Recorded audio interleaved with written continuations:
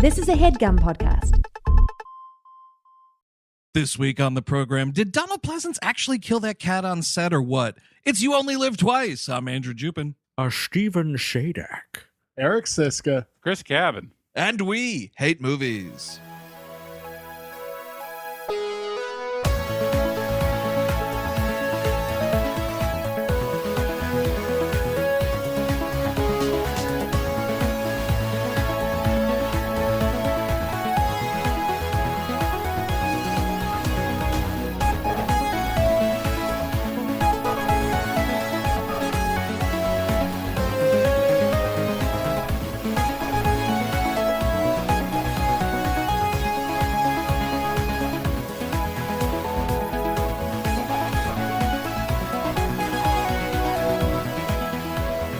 Hello, everyone. Welcome to We Hate Movies. Thank you for tuning in, as always. Welcome to week one of Sean Gone month here on the show. Have we settled on that? Is that official? Sean Gone. It was a name you came up with, actually, Eric, and I'm sticking with it. The unofficial next few weeks here on the show are Sean Gone month. We're doing all Connery movies because that fucker bit the big one last year. I did not know I came up with that. This legitimately feels like I was hanging a clock radio and hit my head on the toilet. I want to say it was isn't it at the end of the Double Team episode? Oh, I think probably. that's where Possible. you suggested it. Yeah, but here we are. Which one did you end the drunkest on? Oh, that will probably help us. That'll like follow our nose kind of thing here. I said it on every episode, turns out. Oh, okay. That's interesting. Yeah, But, I'm Sean long Connery- gone. Sean Connery, complicated legacy, but still great on screen. Exactly. That's the way to Absolutely. put it. You know, it's just Absolutely. and speaking of a complicated legacy, this film, huh? Mhm. Totally. So this is You Only Live Twice from 1967. It's directed by Louis Gilbert. This was one of three Bond movies that he would go on to direct. He came back when Raj was around. He did The Spy Who Loved Me and Moonraker. Yeah. I could see Moonraker from this. Moonraker is one Yep, of my yep. cheesy favorites with these. I think it's the only Roger I have seen more than once, honestly. It's the one where he actually gets into space. Yeah, it's nice. Well, we're Unlike getting a this little bit one. into space and this little bit into space. in Getting this. No, Close. I mean James Bond literally goes Oh, into space. him himself. Yes, that's fair. But he's Yes. gracing it here. He's close. It's just about there. But before we get too far ahead, a few days from now, we are going to be hanging out on the internet. This Friday, as it is, we have our Rambo Last Blood live virtual show. April 9th at 9 p.m. in 2021. If you're listening to this in the future, just go about your day. No, Yeah, no, exactly. it's just this Friday. This Yeah. Friday. Yeah. No, yes, April 9th, 2021, of course. And the good news is, if it's the future, that episode is gone forever because this thing's only going to be available for about a week. After that, not about a week, exactly 1 week. After that, you can't download it. It's nowheresville. So Yes. that's what I want to let you know. Yes, much like Rocky or all of Rocky Balboa's loved ones, they're gone. It's gone forever. Yeah. It's onlocationlive.com/WHM, I think takes you there, or just go to WHMpodcast.com. Might be easier that way. All the links pop up and you'll be good to go to snag some tickets for fun. It's gonna be an exciting show. VHS trailer game, etc. You can see it rigged live. Come out and see me. Come and see me. I'll be out. Yeah, no, I don't sound anything like Sylvester Stallone. I just sound like a mumble mouth. He is like, I don't know. It's mandatory subtitles when you're watching Last Blood. Jesus Christ. Oh yeah. But yes, again, onlocationlive.com/WHM, or just head over to our own show website, which is, of course, WHMpodcast.com. Find that ticketing information this Friday, April the 9th, 9 p.m. Eastern Time in the year of our Lord 2021. We're going to be talking about a pretty great Jason Voorhees movie, it turns out. Anyway. So here we are. You only live twice. Yeah, we're starting in space. We're talking about unidentified UFOs. Yes, but can I ask you something about it a little earlier? Now, I don't remember. Also, Chris, because I was drunk on that one too. The Sure. Goldfinger episode on our Patreon coming out. Did I mention that Bond wearing this little hat in the gun barrel? You didn't either, and neither did I, because it's in my notes both, and we need to talk about it. Yeah, the hat is really something. The little hat. Let's talk about the little his hat. hat. Yeah, Yeah, his little hat. I don't know. It might rain later, but I still have to murder someone. It's Look, weird. I'm I gonna don't remember. I don't remember which movie it was, but like for Goldfinger, it's not him, and it wasn't him up until like a certain point, and then they were like, "Oh, maybe we should just get Bond to do this." I think he's Bond in You Only Live Twice in The Little Gun Barrel, but Goldfinger definitely just some dude in a hat. Look, I'm going to be honest with you here. The toupee's a little untamed today. All my experts have tried, but I think it's a hat. I think we got to go hat today. Yeah, you know what? It's a no-go on my toupee. We're going to have to hat it up. My team says no. My team. Oh, my God. How many people are on that team, Chris, you think? I'm thinking at least 4 people are working on that alone. I don't know about the whole look. I think you're going out to maybe like a Suicide Squad of like Baker's dozen there. Okay, so you didn't have the little hat for me, so my team, they molded my toupee to look like a hat. Oh, dude, if you got like really close up to that hat, it's actually just a bunch of wispy hair all weaved together. Yeah, get Donald Trump's guy. Get Donald Trump's guy to make a grand fucking like house on your head. Yeah. The best in the business. I always love that the gag was like, it's not a toupee, it just looks like shit. It's like, well, you know what, dude? You fool me twice, dude. It doesn't matter. It looks like shit. Imagine if you got to fight, and now I'm just talking about Goldfinger again, if you got to fight Oddjob with like a wispy hat, like a hat of hair, like tossing that back and forth. I don't think anybody would take him seriously. Yeah, but that would give him the advantage, the surprise, because it's like, oh, what's this weird Scottish rube tossing a clump of hair at me? No, I just meant the audience in general. Like, look at this fucking disgusting guy fighting people. Disgusting guy fighting people. That's a movie. That's James Bond in general. He's a disgusting guy that fights people. Yeah, Not physically. Not his not whole- disgusting. His whole face should be a cold sore or something.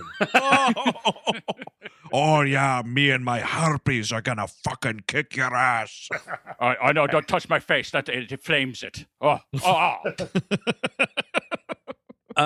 This opening, I will say this opening's, I wasn't super thrilled with this one, to be honest. This was my first time through last night, and it just was really soggy for the most part. A lot of highlights for sure, plenty of highlights, and I think the opening is definitely one of them. I was kind of expecting Terrence Stamp to fly by and fucking crush the ship. Superman 2 style, man. I mean, I'm It's happy weird. somebody gets like Tim Robbins very early on this. I like that. Tim Robbins in Mission to Mars. Sorry, yeah. I mean, it's No, very nice. this dude gets gravitied, man. He's floating out there with Clooney. That's honestly, I tell you right now, like, I know that I will never, ever in my life go to space. Yet, the thought of being untethered and just floating until I die in space terrifies me. It's like one of my greatest fears, and I know it's totally illogical, but like, and even watching this silly James Bond movie last night, I was like, oh my fucking God. Oh my God, he's going into the never. It's a top 5 horrible death for sure. Is it? I mean, it's got number 1, great view. You know, you got to see, look on the bright side. Sure. And then I guess if you're turned the right way, it's a good view. I don't know. you could figure that out. Probably you could. I guess you turn got plenty around. of time to juggle around. Yeah. So number 2, you lose oxygen, right? That's really how you go. And is that bad? I don't know. I mean, I'm sure it's bad, but is my lungs screaming for air, or is it like going to like a little nap? I don't know. See, but it's not. Here's the thing: it's not how it feels to die, dude. It's those like however long it takes to get to death. Where Right, all it's gonna you're be a doing while. is you're just thinking about like, well, I'm just floating in space. My body will never be recovered. You know, if I'm Well, lucky, you don't know. the trajectory of my corpse. The maybe aliens could someday- find you. The aliens. Oh, could find you? aliens, sure. Don't count on aliens, but like I can see like being overwhelmed by like the celestial majesty and everything. Oh, but absolutely. the problem is I'm gonna die of shock immediately.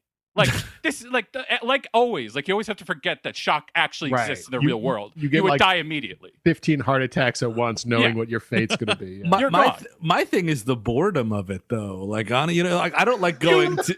Yeah, take out a pack of cards while you're floating? Yeah, I mean, like it's just I don't even like go to the grocery store unless I've got like a podcast and a backup podcast. You know what I mean? A man scared of horror movies until he was 25 years old. He thinks he's gonna live through a fucking space disaster because he's bored by it. Good, Steve.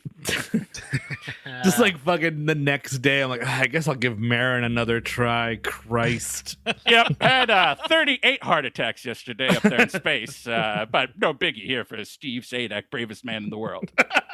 Yeah, I guess there are better ways to die. Yeah, Sure. There's Drowning.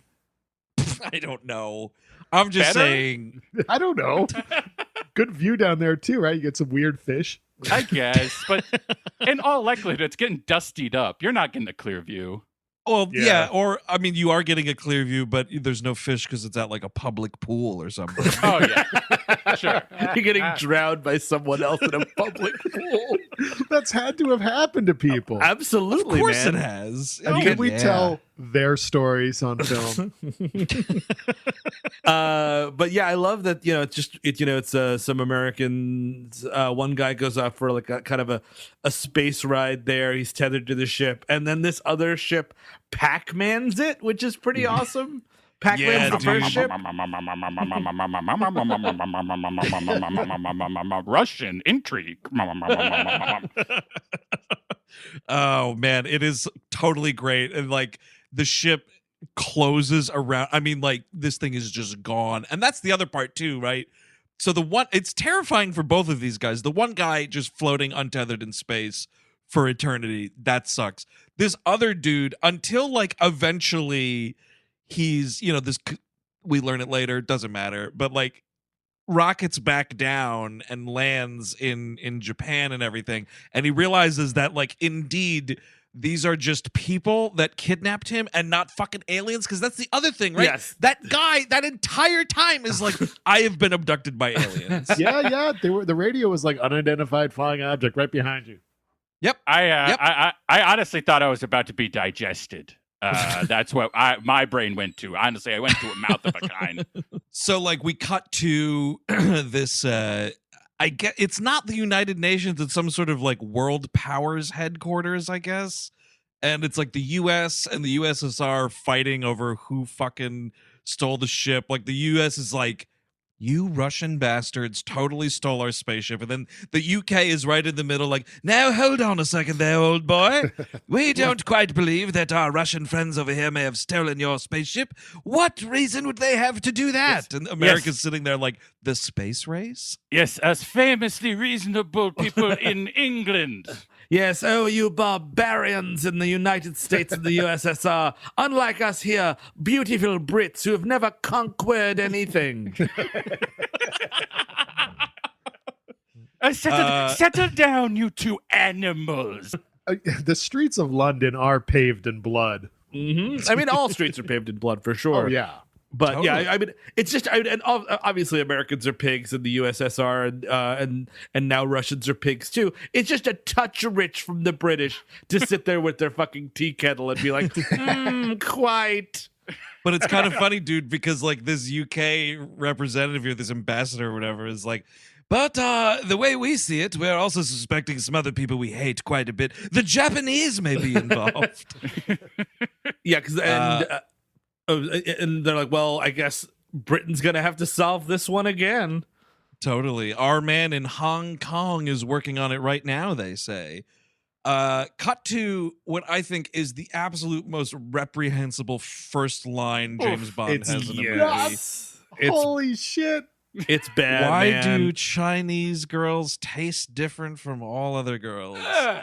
And it's just like, God damn.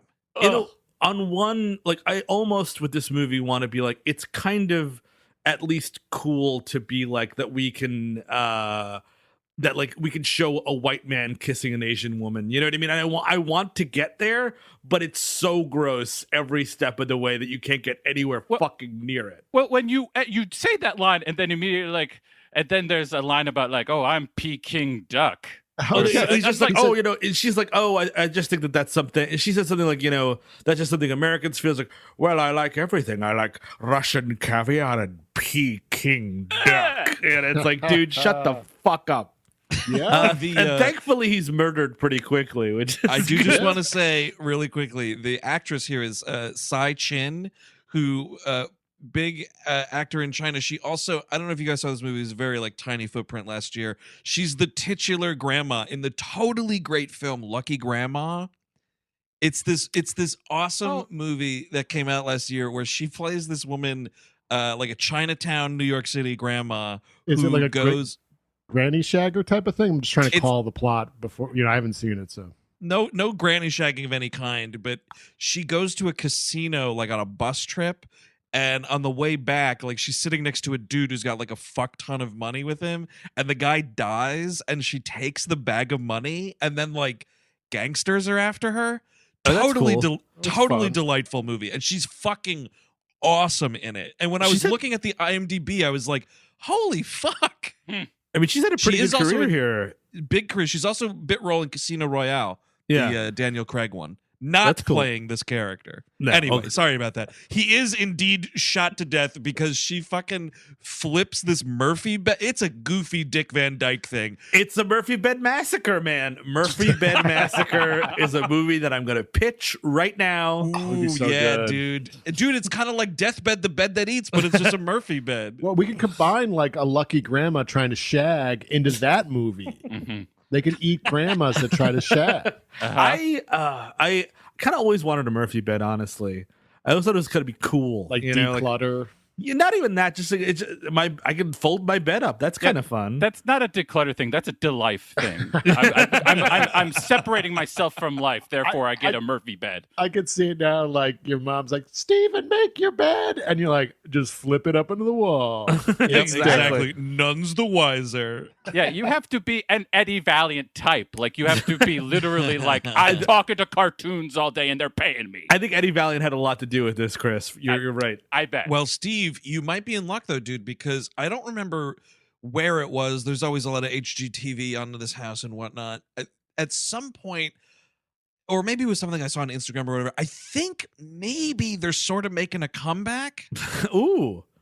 I think there's now like, you know, these like modern furniture stores that are like, we'll build you this like swank as fuck sort of almost like an entertainment center type thing. And a Murphy bed is a part of it, like for like apartment living and stuff. So you could, I think, invest in a new Murphy bed. Oh, look at this. You can live out your dreams. Finally. Of living like Eddie Valiant. Hey, did you ever want to look destitute? Did you ever want to throw your life in the garbage? Come down to Murphy's Beds. I'm gonna buy a Murphy bed and then put a rock in a glass of scotch and drink it, and I'll be like, yes, I am living my best life. Well, my whiskey rock has been sitting outside in the cold winter air all day. Now it can come in and chill my glass. We'll install it for free. All you have to do is give us your license and your passport, which you won't need anymore because you've given up on life. You know what, dude? I hope the Murphy bed people, all of our great listeners who have Murphy beds, which I imagine number Most. in the hundreds. Yeah, most for of sure. them. I want them to come after you, you piece of shit, you anti-Murphy bed piece of shit. I'm sure they're all calling their kids Eddie Valiant Jones or whatever the fuck. I love the two guys that run in and like pull the bed down and totally dead, and the one guy goes, at least he died on the job, and then the other guy's like, he would have wanted to go out that way or something like that, like yeah, we know that this guy wanted to die fucking. Exactly, on the job in quotation marks. That's not the job, sir. On the fucking rim job. And then from here we go to what? Immediately the Osama bin Laden funeral they give him? Yep. Yes, that's the thing you see after the opening credits. Got to point out though, Nancy Sinatra is singing "You Only Live Twice." Ooh, it's a great little earworm. My favorite of the Bond themes, I think. It might honestly be like, I think I actually listen to the song when I'm not even like Like, I don't think I listen to any of the other Bond songs when I'm just like hanging out or like in a mix or anything like that. But I have listened to this one. I have. This one you're walking around listening to? Yes, I have. I think it was like in Mad Men or something, and it just like got me addicted to it again. I gotta say, man, I felt, because it's my first time watching it last night, and it's one of those things where you realize that your life is fucking ruined, because I was like, oh man, it's the Robbie Williams song, right, guys? Millennium. Right? Nobody else? Robbie Williams. I remember this music video. He was dressed kind of like Bond, right? Yes, and this is they sample the. I wouldn't have been able to tell you that. Really? Yes, they do. Steve, Because when I heard that, I was like, oh fuck, it's the Millennium song again. I can't believe you are admitting publicly to knowing that Millennium song, Steve, because as you know, it is against the law for United States citizens to listen to Robbie Williams. Yes. Also, is that the one where he turns into a part of the Skeleton League?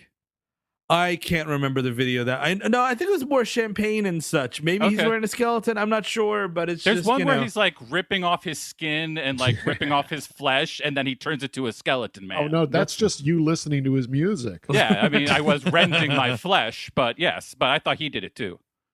But yeah, it's a banger of a song. But yeah, it's one of those things where like when you hear the bad sample first, and like I could never get that back. Sadly, you know what I mean? Yeah, that sucks, man. Also, a weird detail in the credits that I totally forgot about: screenplay by Roald Dahl. Yeah, pretty weird there. Huh. Yeah. So yes, as Eric mentioned, we cut to this Osama bin Laden at sea funeral. We first see this hilarious newspaper headline. It's a picture of Bond, and it just goes, "British naval commander murdered." I didn't know he was part of the Navy. he's Yeah, not. he's Commander Bond, dude. Yes, he absolutely is. Really? But isn't this a U.S. ship that he's on? I didn't look at the registry. I don't know. I just thought the uniforms looked. No, like it's M who's in the ship. Oh, okay. When M's in the submarine once, because they basically, and this is like just seems like there's a better way to do this. You can have a burial at sea for James Bond, but you just put a bunch of rocks in a bag and call that James Bond, while James Bond does whatever else he does with a fake mustache on. This like fucking David Blaine stunt they pull with he is in the sack and he's got air in there. It's like this thing could go really wrong really quickly. I know it's a James Bond movie and like who cares what's happening, but like when they open the seal of the submarine underwater to get that, you mean you kill everybody, including James Bond again, to do this maneuver. Yeah. And they're just like, no, the water doesn't get in there because of the door. There's another door that's invisible. There's got to be some sort of filtration thing, Kevin. They're just not fucking killing people. They're not opening the fucking submarine door underwater. That's why they go up to do it. It's actually a Polish ship, so it's a street. Oh, I see. Smart move. I could say that with my last name. I mean, the thing that's important here, because at the time of this recording, we've already recorded our Goldfinger episode, and there's a massive jump in the goofiness of these movies between Goldfinger and You Only Live Twice. And I think so, like, that kind of explains the silliness of this, the silliness of his gyrocopter. Well, I also have a feeling maybe the Roald Dahl screenplay has something to do with this, you know? Yeah, but for all I know, opening the door in a submarine underwater is an everyday thing, and the sailors are going to tweet at us and bully us more than the usual. Please do. It just doesn't make any sense to me. I think they're all dead. For this is all ghost story as far as I'm concerned. From here on out, fan theory. Yeah, this is it. This is all. I like it.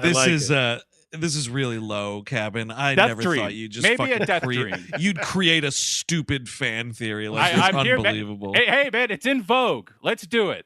And basically, this is the worst way to have a meeting with your boss is after your own funeral, and like you have to do all this shit, and he has to like go talk to M about whatever, and of course, Moneypenny's down there. Like, it's a lot really quick. And again, yes, obviously, it's much more silly and it's fun, but it's sort of like, I don't know, like, wouldn't Moneypenny be like, why do I have to be on the submarine? Like, you really need me this week? You really need me? Can't I just transfer your calls from my office to the submarine? Yeah. Oh, Moneypenny, you know that your no dating policy is strictly upheld by M. Like, you cannot go home and have a night to yourself. No. You have to be alone and lust after me every night. Well, and I think it's another like fun thing of just like winking to the rest of these movies, because there is there's always this scene, right? There's always the scene of Bond in these Connery ones specifically, right? Like, he's always going to the office, he's always throwing the fucking hat, right? And that's why I love in this one he throws the sailor hat instead of his commander's hat, instead of his usual, goofy little 1960s man hat. Yeah, the little hat. I think I mean it would have been less silly if you just went to the office in London again or something. But I get it. Yeah. We're changing it up. And also we should say that this is the movie where one of the first movie where Connery was really trying to get out of this when he was like bored, and they had to like kind of find aside from paying him a shit ton of money, they had to like find ways to kind of excite him to do this one. This is also the one that he was so fucking furious with like the producers that eventually it got to a point on the shoot where like if they were on set he wouldn't do anything. Let's get a very famous Japanese actor to balance out the books here. I do think that also that has to do with why he's kind of out of shape in this one. Like, it's like I'm having 2 steaks for dinner. Like, it's not, he's not like fat or anything like that, but it's not like we watched Goldfinger last week. I watched this week. It's a marked difference in terms of Wow. Do you think they were like pumping his stomach on set or something? I just feel like he kind of didn't care and was just like, whatever, I'm not going to work out. You would think that Gertel technology would get better over the years. It doesn't. It gets worse. You want me not to eat those steaks? Well, too late. You better pump them out of me. Which is so funny to then just see him come crawling back 2 movies later in Diamonds Are Forever. It's like, come on, dude. If you wanted to fucking cut the cord, be a man. Cut that cord. Stop being in these movies if you fucking hate it so much. Mm-hmm. That's for you too, Daniel Craig. Big time, dude. Shit or get off the pot, and actually just get off the pot. Right? I agree. So, but they filmed that latest Bond movie like 7 years ago. Yes. 7 years ago. Yes, exactly that. It's coming out in 2 years from now. Oh, no, they're going to rewrite it again and reshoot it one more time, and then it's going to come out. They finished producing it in 2015, Eric. I just read. Fucking Bond keeps talking about Obama. What? Also to be noted too, like, there is a bit of a paunch here, but my goodness, the piece. I mean, you get a look at the piece. His penis? No, dude, not his fucking Johnson, dude. I'm talking about his fucking head rug. Okay, yeah, the little hat of hair. Yeah, it's really bad in this one. Again, so anyway, a technology you would think would get better, like the girdles, but no, there's no solving for X. You just can't do it. It's like when George is trying to get fitted for that wig, and Jerry's like insulting the entire like concept of wig wearing, and then that dude fucking loses his mind on him. Yeah. I don't think you're being helpful. I think you're being distracting. Your friend here is trying to better his life. Yeah, that's right. You keep on turning on fans. So they informed Bond here that the spacecraft that was stolen, that rocket landed back in Japan somewhere, and Bond has to really fucking hoof it and figure out what's going on, because both the U.S. and the USSR are launching new rockets soon, and they have to get to the bottom of this before that happens, because fear of nuclear war, of course. And the stakes. I mean, I don't mind any of this really, like, because the beginning is like the stakes are really high. I think the spaceship is really cool. You know what I mean? And especially like him like kind of faking his death seemingly for no reason, but it's kind of cool. Like, it gives me the edge. Everyone thinks I'm dead. Well, you could just like take any other identity. You're a spy. No, everyone thinks I'm dead. It's like that's, like, spies don't. That's why spies don't use their real name. They don't fake their own fucking death, dude. James, we ran the numbers, and this whole faking your death thing, very expensive. We'd like to suggest instead of that, you just stop telling people what your real name is. James, we had to lay off literally 10 people because of this whole thing. Just didn't have the budget anymore because you had to die again. 10 families went hungry because you had to fake your own death. And this whole faking of the death too, like Steve, you're talking about how ridiculous this is for him to be in this Osama bin Laden burial and then go into this fucking submarine, and him getting out of just being shot out of a torpedo tube. It's like, why did he even go there at all? Maybe Exactly. M could send a letter. I think part of it, and like the editing is kind of choppy here, so it doesn't entirely work. But I think it's like they're using the submarine to get him closer to Japan, where he actually has to go.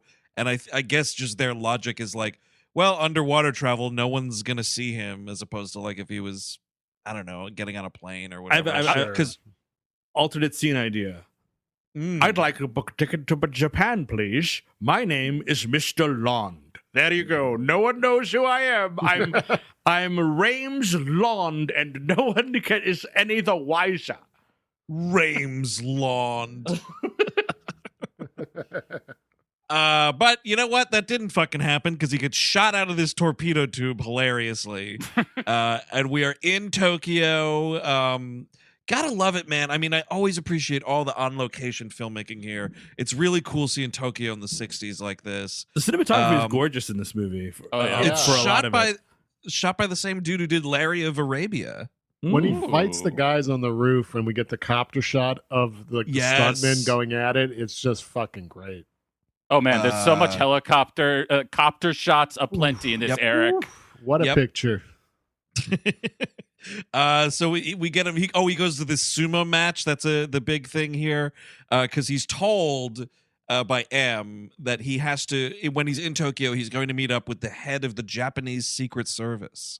And so he's, the password, by the way, is "I love you." oh yeah, It's just Wait, he was talking about a ship. Yes, 007, you're going to meet a man named Henderson. Now, he's going to smell like piss and booze. Just be prepared for it. That's what, you don't even have to say the I love you thing. Just smell piss and booze on a man.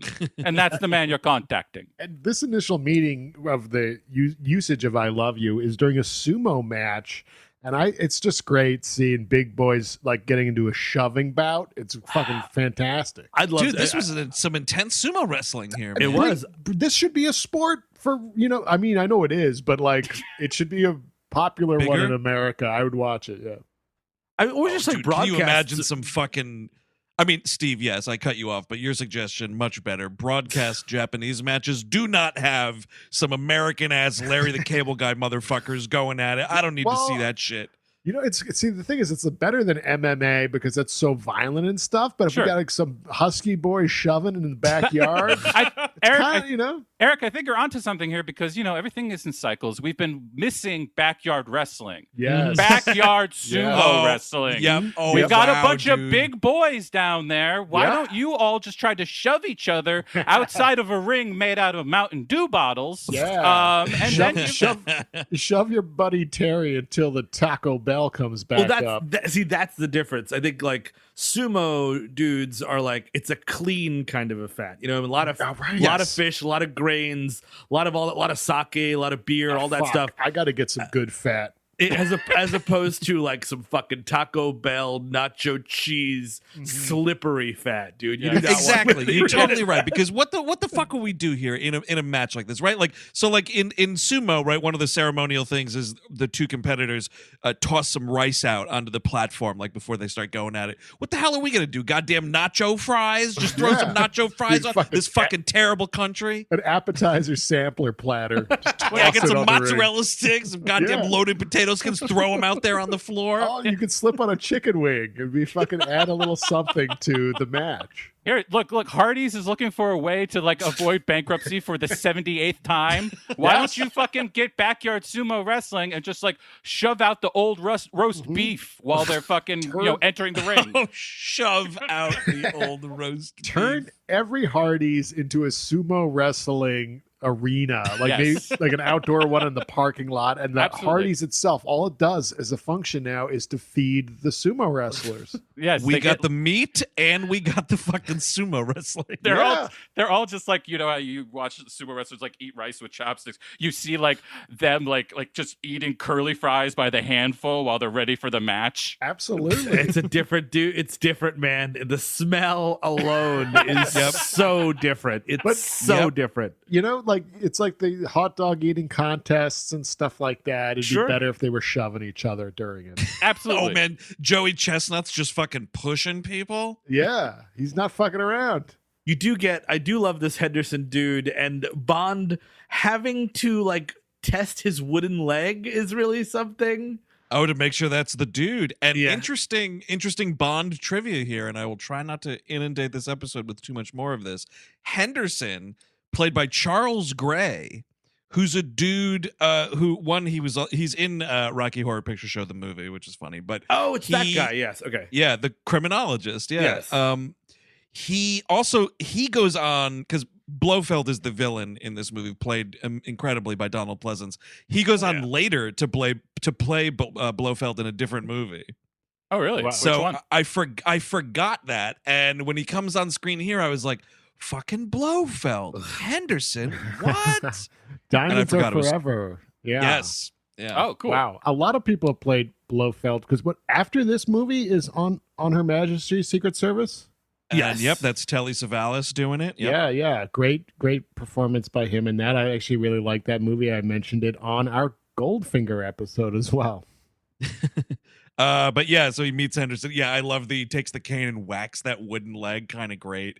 And it's this is a little bit of interesting like characterization for this Henderson guy, like who's not in this movie long at all, but like it's one of those Bond being like, why the fuck are you living in Japan? And he's just like one of those dudes that was there during World War II and like kind of just decided to set up a life for himself. Well, Yeah. you see, 007, you can become an old drunk here, and they don't try to put you into rehab or anything. They just let you drink. Oh, I'm just trying to avoid child support, 007. Yes, quite. It was either Japan or literally anywhere other than England. Quite. Yes, gave them the 23 Skidoo, which coincidentally is probably the age of my son by now. But I wouldn't know. Wow, I never thought about that. Leave the country entirely to avoid child support. Interesting proposal, Henderson. Because you know he's got a lot of illegitimate kids all over the place. You know, he's probably like showing up and like killing them in the cradle or something, like sneaking Oh in at night. shit! That's why it's so surprising that James Bond Jr. made it. Yeah. Actually, Bond, what I do is I drain all my bank accounts because, there can't be alimony if there's no money.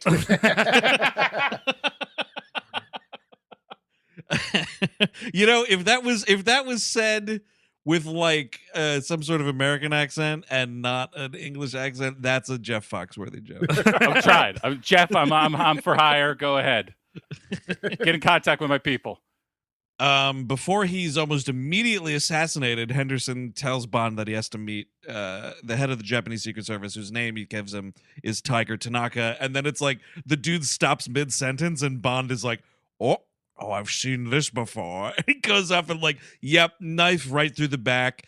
Those darn paper doors, man. You're getting knifed through these things. It's pretty. It's a cool way to kill this guy because he's like, actually, I know quite a bit about your next adventure. I can solve the whole thing in the next set. Oh, Yeah. But he like doesn't even really react to being stabbed in the back. He's just like, my soul has left the body. my Goodbye." last words totally. was like, "Ow, stop it!" He just shuts off like a robot. It's He pretty really awesome. does. They pulled the switch off, oh boy. Bond fucking makes this assassin eat shit though, and then dresses up like him Yes, and complete goes with- back out. with the COVID mask that he was wearing or whatever. Yes, totally. And he pretends like he was injured or whatever, and just gets in the car because there's like this other heavy who's the driver, just waiting for him or whatever. So he gets in the car like pretending to be this assassin. It's great because he kind of stumbles into the car and he lays down, and later he's like, "Carry me," you know what I mean? Like this Yeah, guy totally. has to carry him up to the office too. Like, I mean, like Oh, it just it should have been like why not go to a hospital at that point? Oh, my tum hurts so much. Could you put me in your arms, please? Oh, please, my tum hurts so much. Too much Hardee's. I went watching the old sumo matches at Hardee's, and I filled up on roast beef. I'll take Hardee's, shaken, not stirred. Oh, They were serving their newest thing. It is, a deep fried raviolis. It's very bad. Oh. oh man. I've Hardee's never- should not venture into Italian food. I've of never any kind. seen a Hardee's in the wild personally. I There definitely was, have. I think there's some in yeah. Pennsylvania, maybe. Okay. There was one in our hometown that it was around for a while, and then it turned into a Chinese buffet, Mhm. You know, and now I Right. think has since been demolished altogether. we've recently talked about Blimpies and stuff, and Steve, you were like, where is anyone seeing at Blimpies? And I found 2 in Jersey City. So let me see if there's any Hardee's in your fucking town. Like literally, look outside your window. There's a Blimpies probably. Steve, imagine if there were also 2 Hardee's in Jersey City that you didn't know about. I'd throw up. I mean, it might.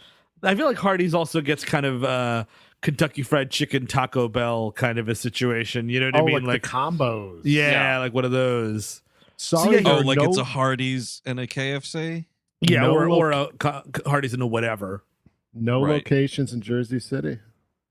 That's a tragedy. That's a fucking tragedy. I Oh, bet you it's just man. not listed. I bet you like Jersey City does seem like a land of lost franchises. Like there's still Long John Silver's there. There's a Yeah. Ponderosa down the road. You got to know the passcode to get in.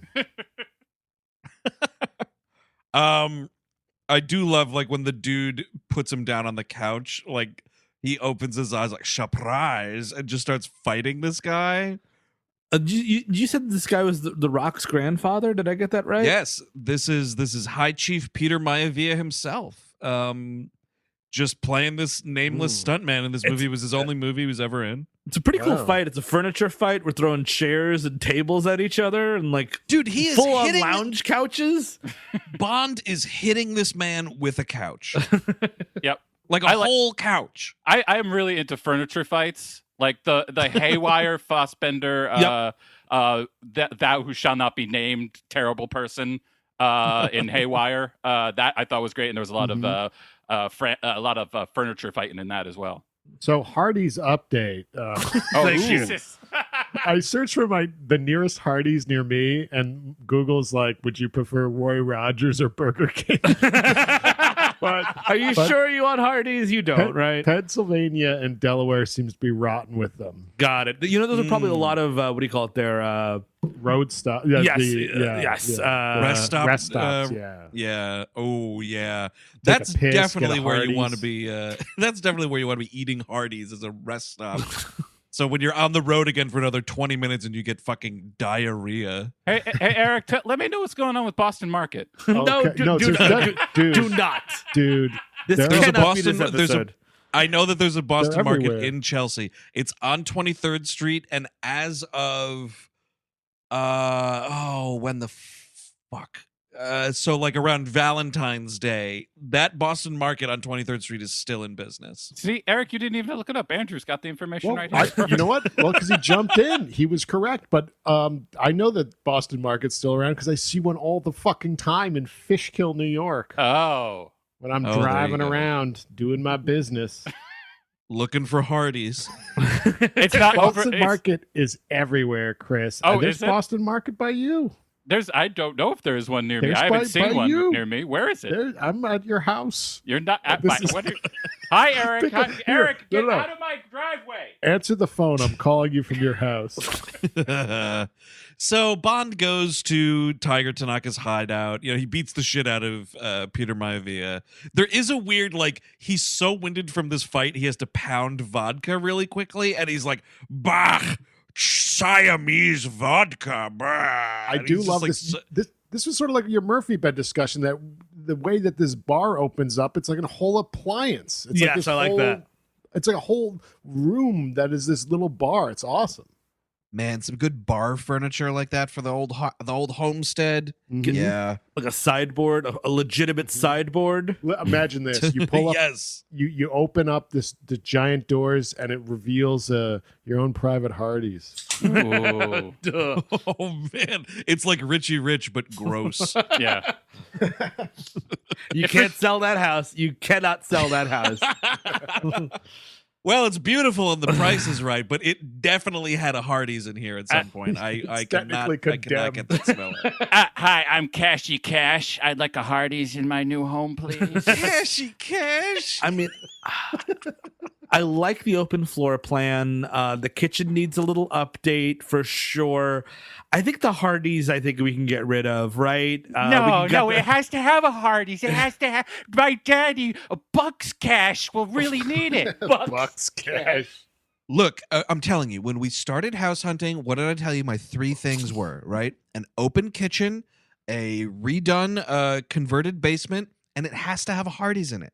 Look, and this house has all 3. I scrapped the Sparrow, okay? I let that go. I wanted a Sparrow too, but I let that go. Derek and Sarah are looking for a new house that's not too far away from downtown. They also need a couple of things in the house for them to take it. On their dream wish list, a backyard pool for the kids to swim and have fun in the summer, and a Hardee's in the basement to make everything smell like shit. Derek wants a Hardee's in the house, and Sarah wants to divorce him. I think the compromise is Hardee's.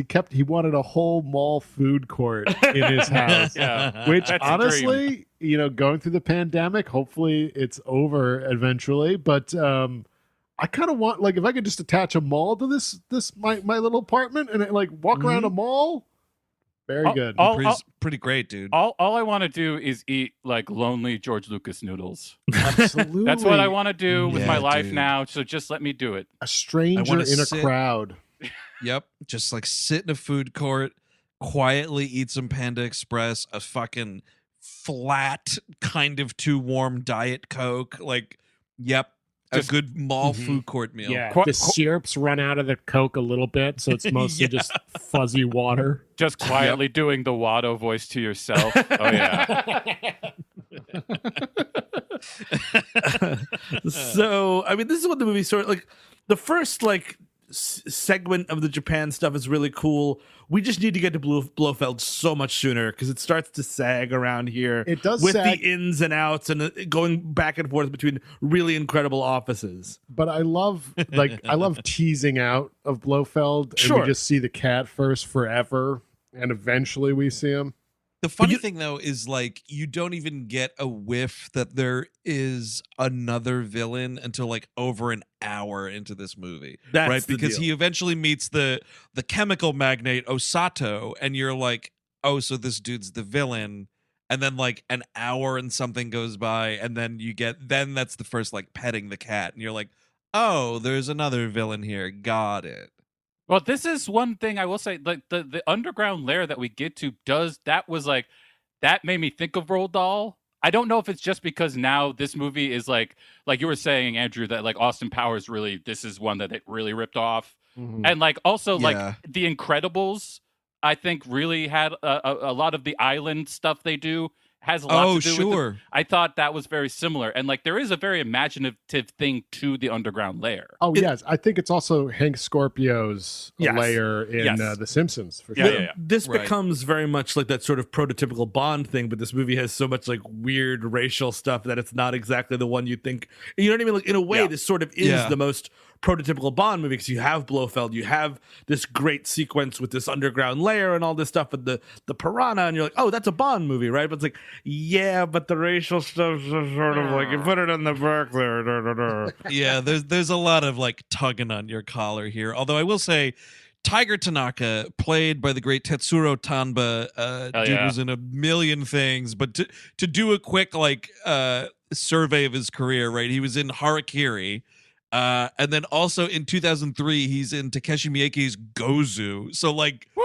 big difference in movies there. Lots of time passed. This dude fucking rules. I love his little underground train. That's He's her- like- well, the trap door that reveals the train rules the school. Like where he's following her, he's chasing her again, and then she pushes a button, Aki, and yes. Aki, and he just falls down. Like the whole platform falls. I'm a sucker for a trap door, man. I love it. It's kind of great too because like the slide thing happening, like at least for the back end of this movement is Connery just sliding down it. It's not a stunt double. And when he like lands on the couch and everything, he kind of has this look like, I am so fucking done with these movies. I just fell on my fucking arse. Where am I? What? Like, he's so internally furious. It's great. I will say, if the whole point of this is like to polish the royal crown and like give a sexy look for the UK and everything, I have to say, you made the Japanese like spy agency look a lot cooler than the magic submarine that can be opened underwater. And also more efficient, and like he's not a fucking like Tiger Tanaka like has sex at appropriate intervals. You know what I mean? Like, Yep. Yeah, he's shown to be totally competent as well. He's shown to be totally competent, and it's like you could have had a way where it's like, oh yes, I have to go teach these savages how to do the spy game or something. So thankfully, it didn't do that, and it did give the Japanese government at the time like this agency. Mm-hmm. Totally. It is kind of great too, because he's like, wow, Tiger, you've got your own underground train, huh? And then Tiger's like, yeah, doesn't your boss M have something similar? Oh, he doesn't? Oh, he just has to ride around above ground in a car, huh? That's a shame. He's been working on a airplane that you can open the doors in mid-flight.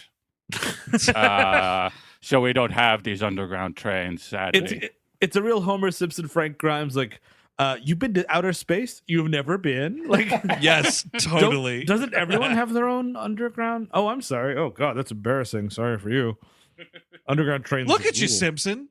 Hitting with your family, eating lobster. By this time, did we see the one of the great moves by the Japanese spy agency here is to get a helicopter with a giant magnet on it that grabs a car that is pursuing Bond? I forget where that is. I think it's when he's escaping Osato's. Yeah, Osato. Yeah, it's after that like bad meeting with Osato and they're chasing him. I love, because that's some fucking sweet ass efficiency right there, right? Like, these dudes have a really polished operation, because like Aki calls in like, hey Tiger, like there's some shit going on, like we need to, we need some help here, and it's like, got it, no problem. Instantly, massive helicopter with a car magnet on it just takes the villains off the road. It's so cool, and it dumps them in a river. It dumps them in the ocean. That is cold-blooded. Because yes, you're just leaving them to drown in the middle of the ocean, essentially. But like, also, you just know once that thing is lifting up, they're pissing and shitting themselves, and that car smells terrible, and they're screaming. Yep. It's a terrible place to be, and then you drown to death. I thought of a great question. Now, if you scare someone enough that they piss and shit themselves before they die, do they still lose 23 grams? I think you go down to like 8 grams at that point. I think that's the actual soul stuff. But by the way, pro tip out there: if someone puts a big car magnet on your car, get out. Yeah.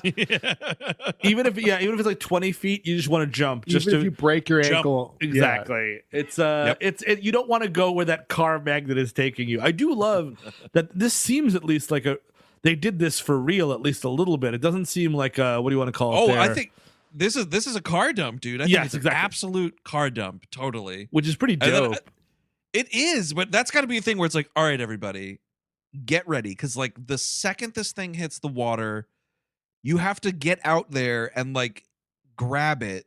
Like it was the 60s, so probably not. Like now it's just ocean trash. Yes. But like, I would like to think that in like a modern day production, it would be like, all right, now let's please go retrieve that out of the water immediately before it gets swept away or something. All right, Jeff, drop the car. Okay, car's dropped. Now, Jeff, you can't pick that thing right back up, right? Fuck. Okay. Yep. Destroy the ocean. Yeah, we're just gonna have to destroy the ocean. I'm sorry. They had to do it like 4 different times, like 4 fucking cars down there. Like, we didn't get it. We didn't get it. Oh, you know what? I can actually see the last one from up here. It's gone up so far at this point. It's neat. It's neat is what it is. I found the line in my notes when Aki calls Tiger. She goes, "Arrange for the usual reception, please," which says to me they are doing this all the time. They are dropping cars into the ocean left and right. They're building an artificial reef. This was after. It's a quick scene, doesn't really matter, but Bond is investigating this Osato, Mr. Osato and his company here. I'm Mr. Fisher. Yes, I'm looking to buy some chemicals. And like is like fucking discovered immediately, right? Because of course he's packing heat.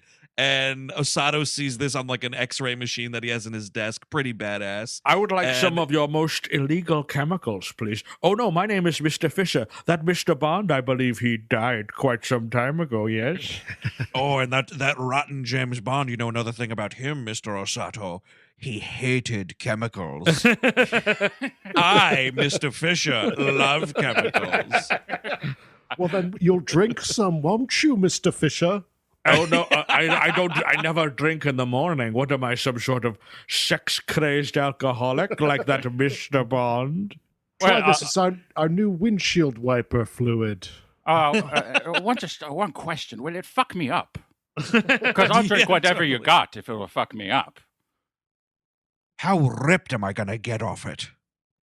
Yeah, so they realize that there's a boat that they've been photographing and they're suspicious of, and it's actually a boat that is owned by Osato, which is on its way to Singapore. So this is a great Bond. Bond is like, hey, Tiger, contact M. Tell him to send little Nellie.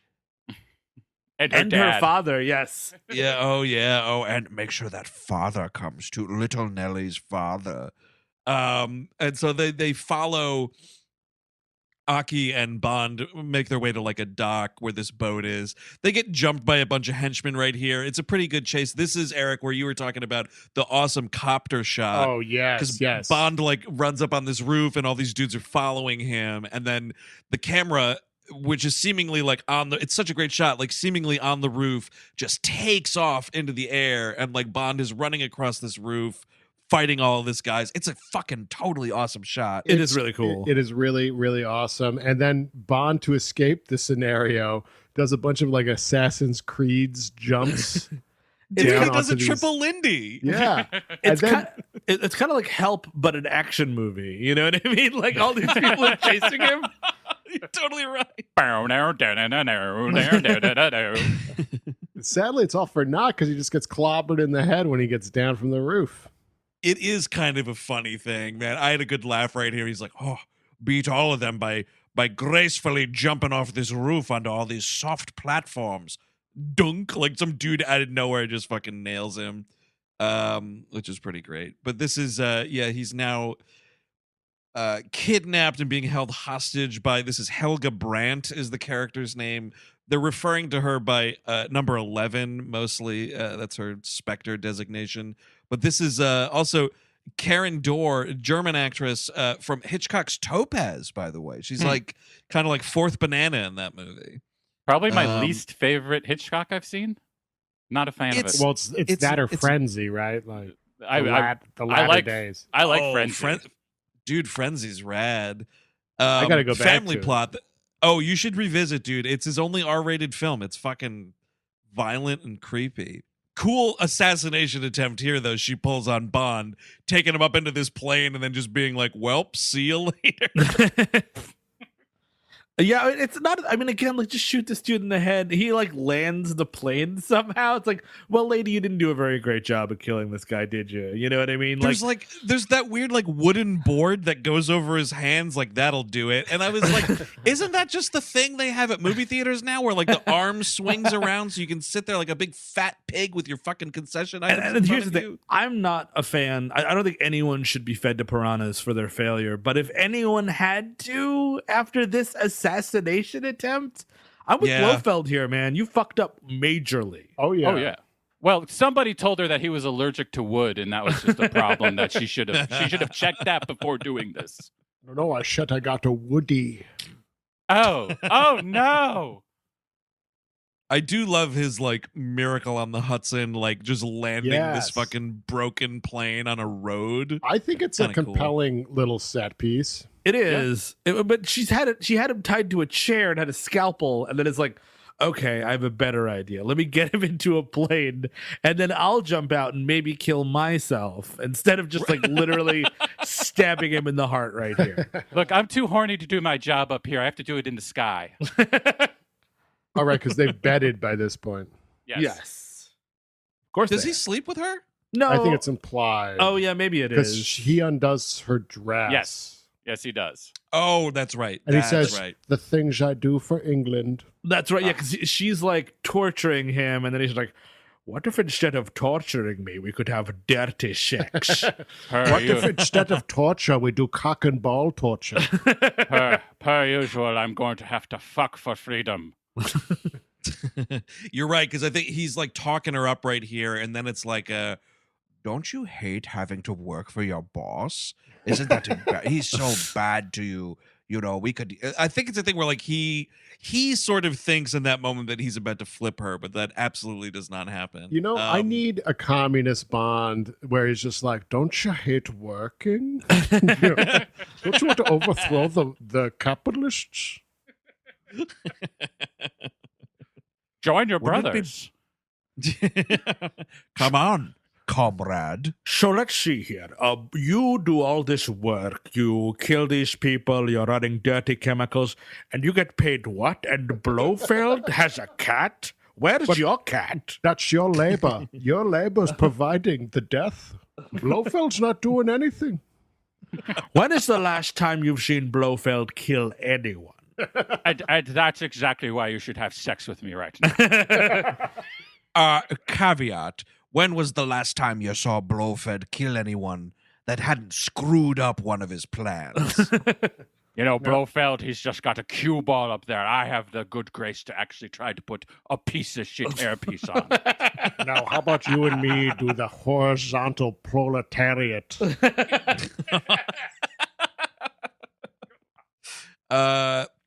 We get to the most unfortunate costuming decision in this franchise, and it is Desmond Llewelyn, beloved Q, wearing these shorts with these wool goddamn knee socks.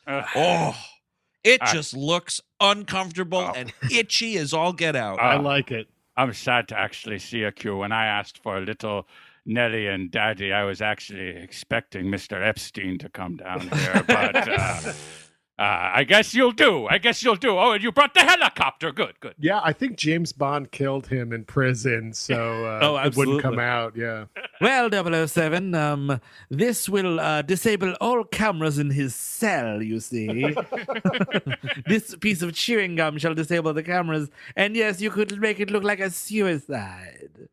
That's right, Mr. Bond. Now look at this really quickly here. It appears to be just a common bed sheet shaped like a noose. But you just press this button here in your shoelace and look at that. It tightens around his neck automatically. Well, anything for the Clinton body count.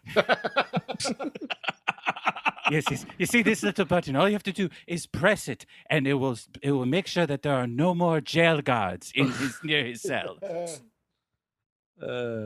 But yeah, so like, yeah, I do like that. I like how put out Q is here. He's like, fuck, man. I would be like, hey, cool, free trip to Japan. But you know, Q's not that exciting. Well, no, I mean, here's the thing, right? He hates Bond, and he hates when Bond comes to his office, and now it's like, wait a minute, you're telling me I have to fly all the way around the world for that son of a bitch. He's not even going to come into my office. Is that right? Oh, happy day indeed. He probably also hates Japan because he was probably there torturing people at some point. And, That's also the true. big yeah. one. But yeah, I feel like also Q, just a guy, he doesn't like, leaving London. And also, you made me now. I had to bring Awe over here to construct the damn thing. Well, yes, I do love the idea that they have to put it together like on an IKEA fucking desk, essentially. But at the same time, man. It's kind of neat. Like, it's so compact. Yes. Like, you just take a few suitcases somewhere and you could build your own fucking murder helicopter. I don't know, Q. There's a lot of dowels in this thing. Is this thing gonna really hold together? A lot of wooden dowels, I'm finding. If you check your shoe, there should be an Allen wrench that can pull out of there. Q, there's way too many dowels. I know when I press down on this goddamn fiber board, it's just going to split right in two. No, it won't, 007. Yes, it will. It's a goddamn IKEA gadget. Yeah, but so he puts together this really cool little gyrocopter, right? It's neat. It's a rad copter, and then we immediately get a little helicopter chase here, which is cool. Like, he gets up because he's flying to this island, and I think the idea is like this is a tiny little thing, and it'll like keep him off the radar or whatever. And they're trying to explore this island further, and so he's going towards it, and then these 4 helicopters come out of nowhere. This is pretty great because, of course, Little Nelly, right? It's designed by Q. There's fucking death gadgets inside it. So he's got like missiles and machine guns and a fucking flamethrower, which is the first thing. Woo! It's so good. It just lights up a copter and it goes down. And then like we start just playing the James Bond theme song over this scene. And you know what? Yep. It fucking works. It does. Great. Well, I assume these are all models, but it's really cool to look at all these little things explode kind of a thing. Yeah, it's it's awesome. a totally compelling, practically produced action scene, nary a computer to be found. It's nice. It's very nice to see, honestly. Mm-hmm. The exterior shot at the end of the movie when we see the compound blow up in the volcano and stuff might have benefited from a computer, but nothing else would have. Maybe, yeah, that's true. So while it is kind of funny because the copters all go down and Connery's basically like, yeah, Little Nelly ran into some visitors. This whole thing is fucked up. I'm just gonna have to come home. But he's told that he actually needs to just like hang and wait for some further instructions because the Soviets launched their next shuttle and that got snatched up as well. And this is the thing that like, now tensions are getting higher. Wouldn't that tell you both like, okay, then because how could the Americans also have this Pac-Man-esque snatching thing? Like, you know what I mean? Like you as right. and even as the Americans, you'd be like, oh, okay, we're getting played by somebody, but only the incredibly intelligent British could figure this one out. It would be cool if they just leaned into it like, it's probably aliens, but I'm here just to check it out. Well, like, it would be funny if the Americans were like, it's eating our spaceships like Pac-Man. What do we have to do? We got to send up a few ghosts. Oh, yeah. Let's send up some ghosts. Shit. Let's get all like the dead astronauts and send them up there. Pac-Man wasn't even invented yet, right? No. No, But, I'm just having some fun. but maybe this is where it started, right? In British intelligence, like everything else. It's a better version of that Wow. movie Pixels, man. That's for sure. Mm-hmm.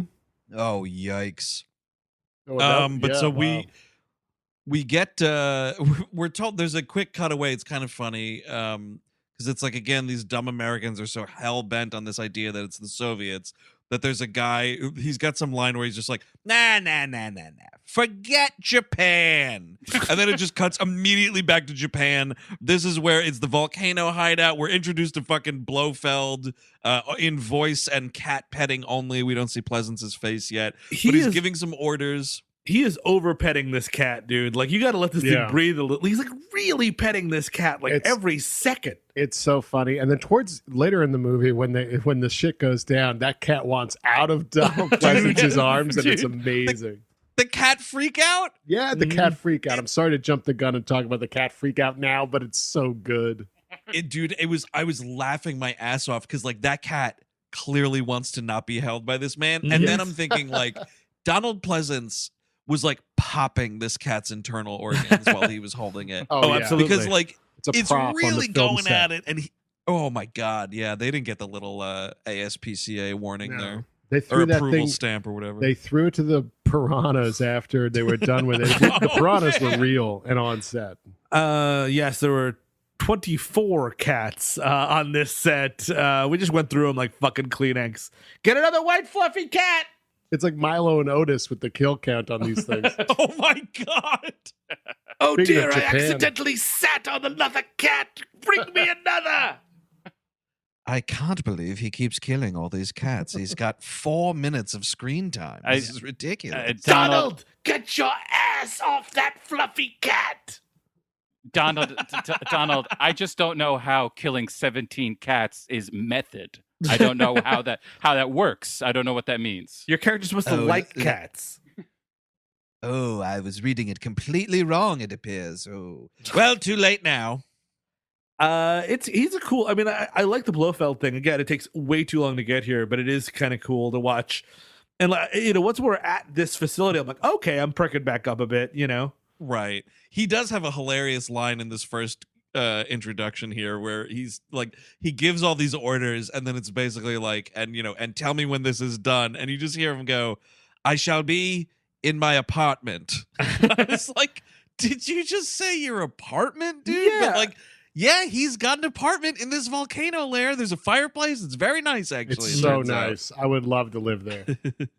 But Blofeld here, he's meeting with Asato and well, first he's meeting with these two other dudes, and he's like, all right, so here's the deal. Like, it looks like it's on. The US and the USSR are pissed off at each other. Like, nuclear war is happening. You know, I demand $100 million in gold bullion. And these two dudes are like, yeah, but that wasn't the deal, man. Like, we were only going to pay you after war broke out.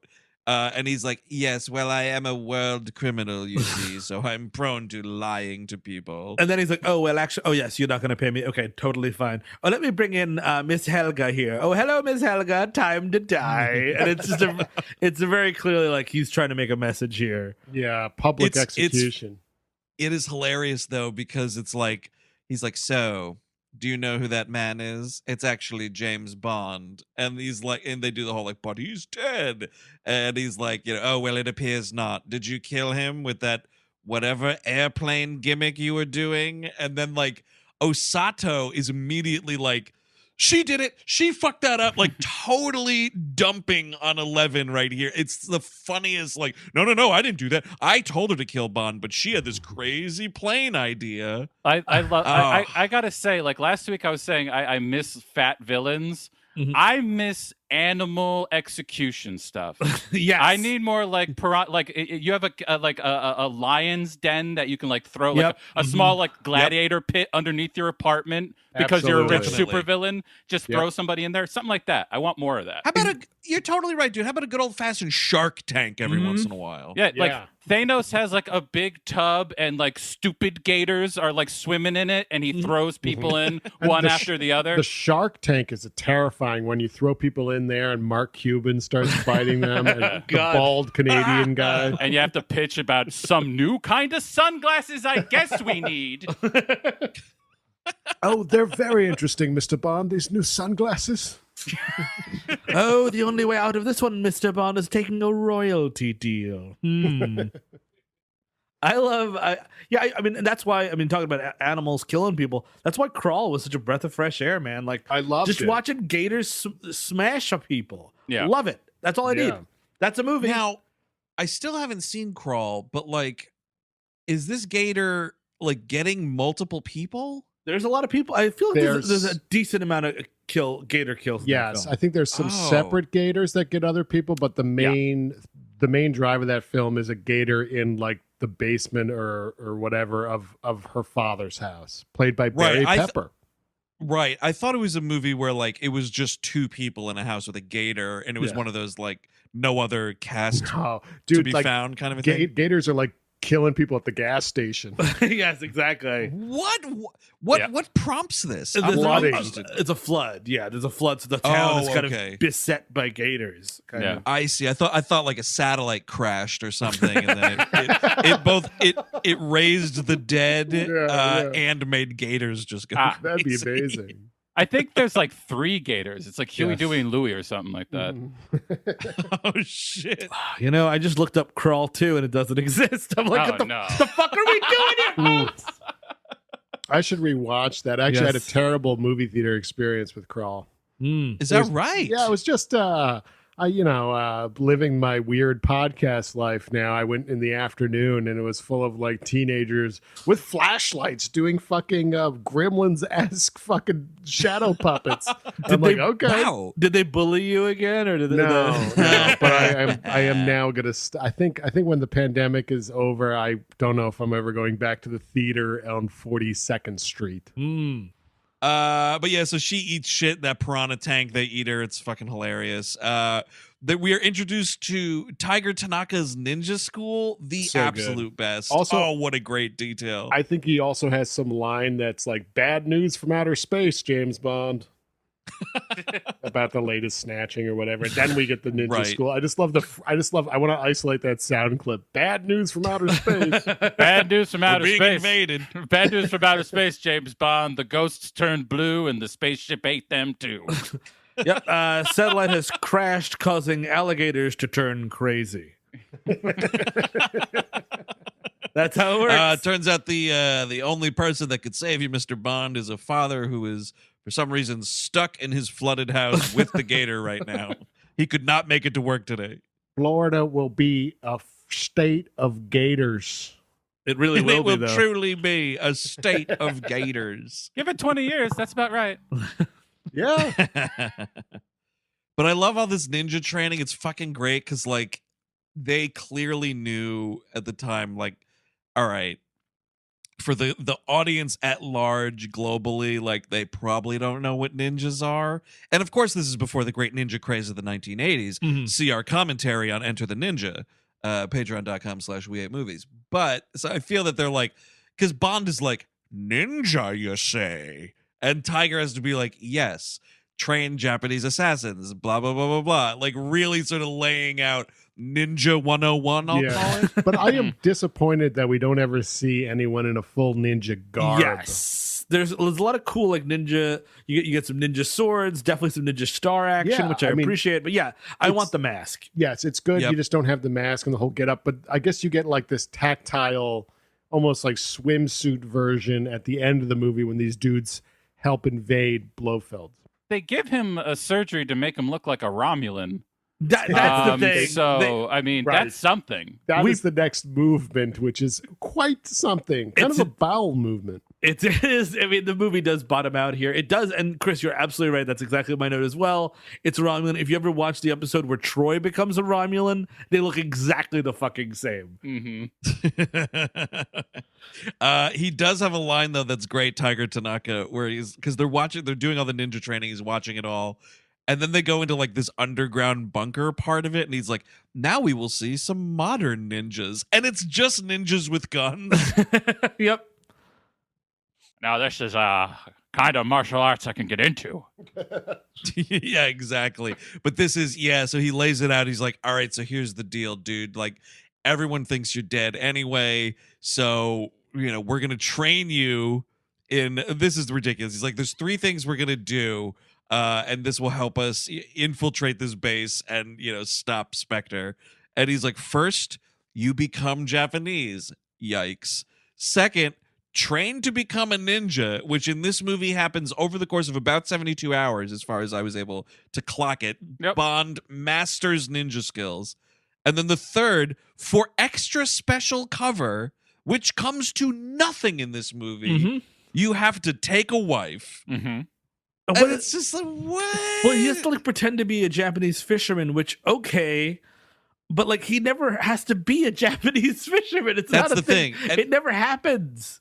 the movie just decides, because what winds up happening is they're working off a certain timetable of like, oh, it's another couple weeks until the launch, and we have to figure out what's going on, because if one more fucking spaceship gets snatched, there's going to be nuclear war. Also, I love the notion of like, we're going to continue sending shit into space regardless of some unknown entity that is taking these vessels. Like, I feel like after the first ship is kidnapped by another ship, Yes. we're not launching shit into space for a really long time. Yeah, let's take a break. How about call up France, call up everybody, like, hey guys, let's just take a break. I know that the 1960s is the height of pigheadishness of the Cold War, but yes, we would definitely take a breather on sending ships into space once one guy gets gravitied and the other one's kidnapped, presumably by aliens. Yep, exactly. And also great, great thing. You got to put it in here because, we've been doing so much weird stuff with Japanese people in this movie. But also, here's a reminder, Bond. Also, your new wife has a face like a pig. Yeah. That's great. And her name as well is it's Kissy, right? Kissy. Yeah, Kissy Suzuki. It's not good. Yeah. It's just. You know what? At least we could say Kissy this full episode. If you listen to our Goldfinger episode, you can hear us say pussy a lot. So There you That's go. right. James Bond, here's your new wife, baby. It's a baby name. Yeah, that's what we called her. come on, Goo Goo Gaga, we're supposed to be on a honeymoon. I mean, I guess in that sense, though, of like giving the women in Bond films like names like that. It is what it is, kind of a thing. But It's it is tongue in cheek, like it's pulp genre, dime store novels. Like I don't really begrudge it for being dumb. No, but I think the biggest difference though is like I seriously think they say kissy like once in this movie. Yeah. Versus Goldfinger, where he is saying pussy any fucking chance he gets. By the way, it would be a great baby name for any expecting mothers out there. Yeah, kissy, huggy. Good You can pussy, call- yeah. Yeah, go ahead. That if you're triplets, kissy, pussy, and huggy. Yeah. Oh Jesus, that social services is coming immediately. Yeah, that's like naming a kid Adolf Hitler. That's right. Yeah. Please meet my son, Handjob Martin.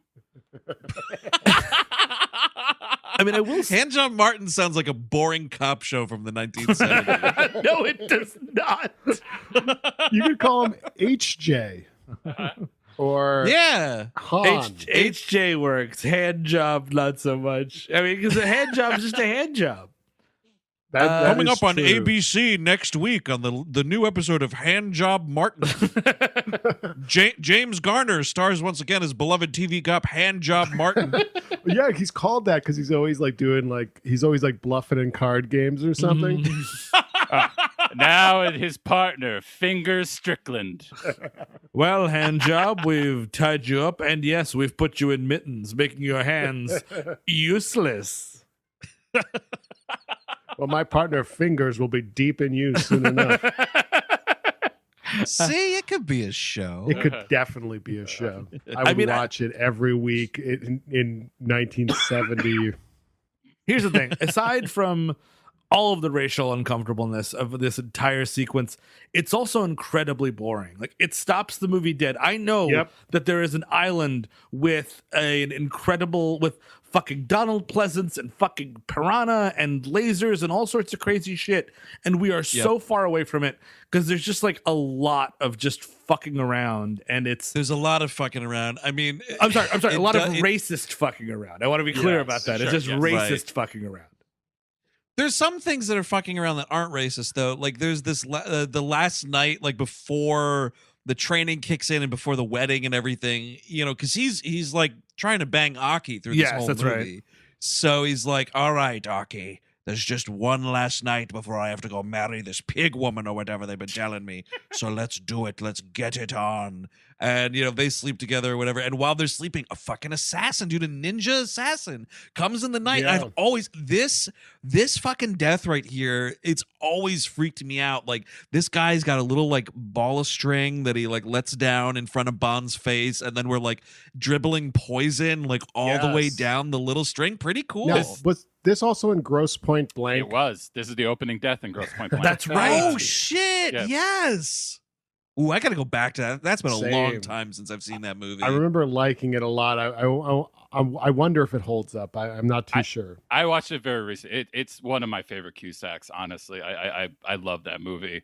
Cusack was He's good. great in it, yeah. The Dan Aykroyd death in that movie always fucking disturbed me. The I Dan love Aykroyd heel turn was shocking.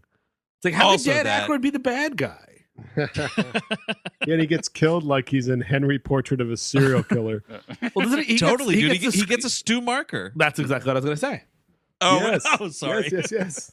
Yeah, that's my favorite. Ah. That's my favorite last line before you die. Popcorn. Yeah, so we see in all of this sluggishness, like Bond is doing some ninja training. There is a fucking hilarious thing of like, it's because it's a quick montage of them doing all this stuff, but there's one guy that just like they're doing like and now all these ninjas can break things with their body, and this dude just smashes a watermelon with his hands, which I thought was pretty great. Oh, yeah, the watermelon smash. That's like a fucking showing Gallagher how to do it. Oh, yeah, you need a sledgehammer? You pussy? Here you go. Cacao! Yep, that's exactly right, dude. And this was what, 1967? Like, 67. Like, I feel like Gallagher maybe just saw this movie. He's like, wait a minute. Wait a goddamn minute. Hold on. Oh, I'm having an inspiration here. I could do what a ninja does, Mark. Hold on. Maybe if I end my show that way, they won't boo me. Master, have you ever thought of using a sledgehammer instead of your hands? Come on, Master. I want to learn. there's a dude definitely pulling a an even more hardcore version of the thing from Karate Kid 2, because there's a dude with a big ice block, and this guy fucking totally headbutts that thing. That was pretty great. But yeah, I mean, I totally agree with you, Steve. The movie kind of just sort of goes to sleep right here. We get it's just this stupid fucking wedding scene.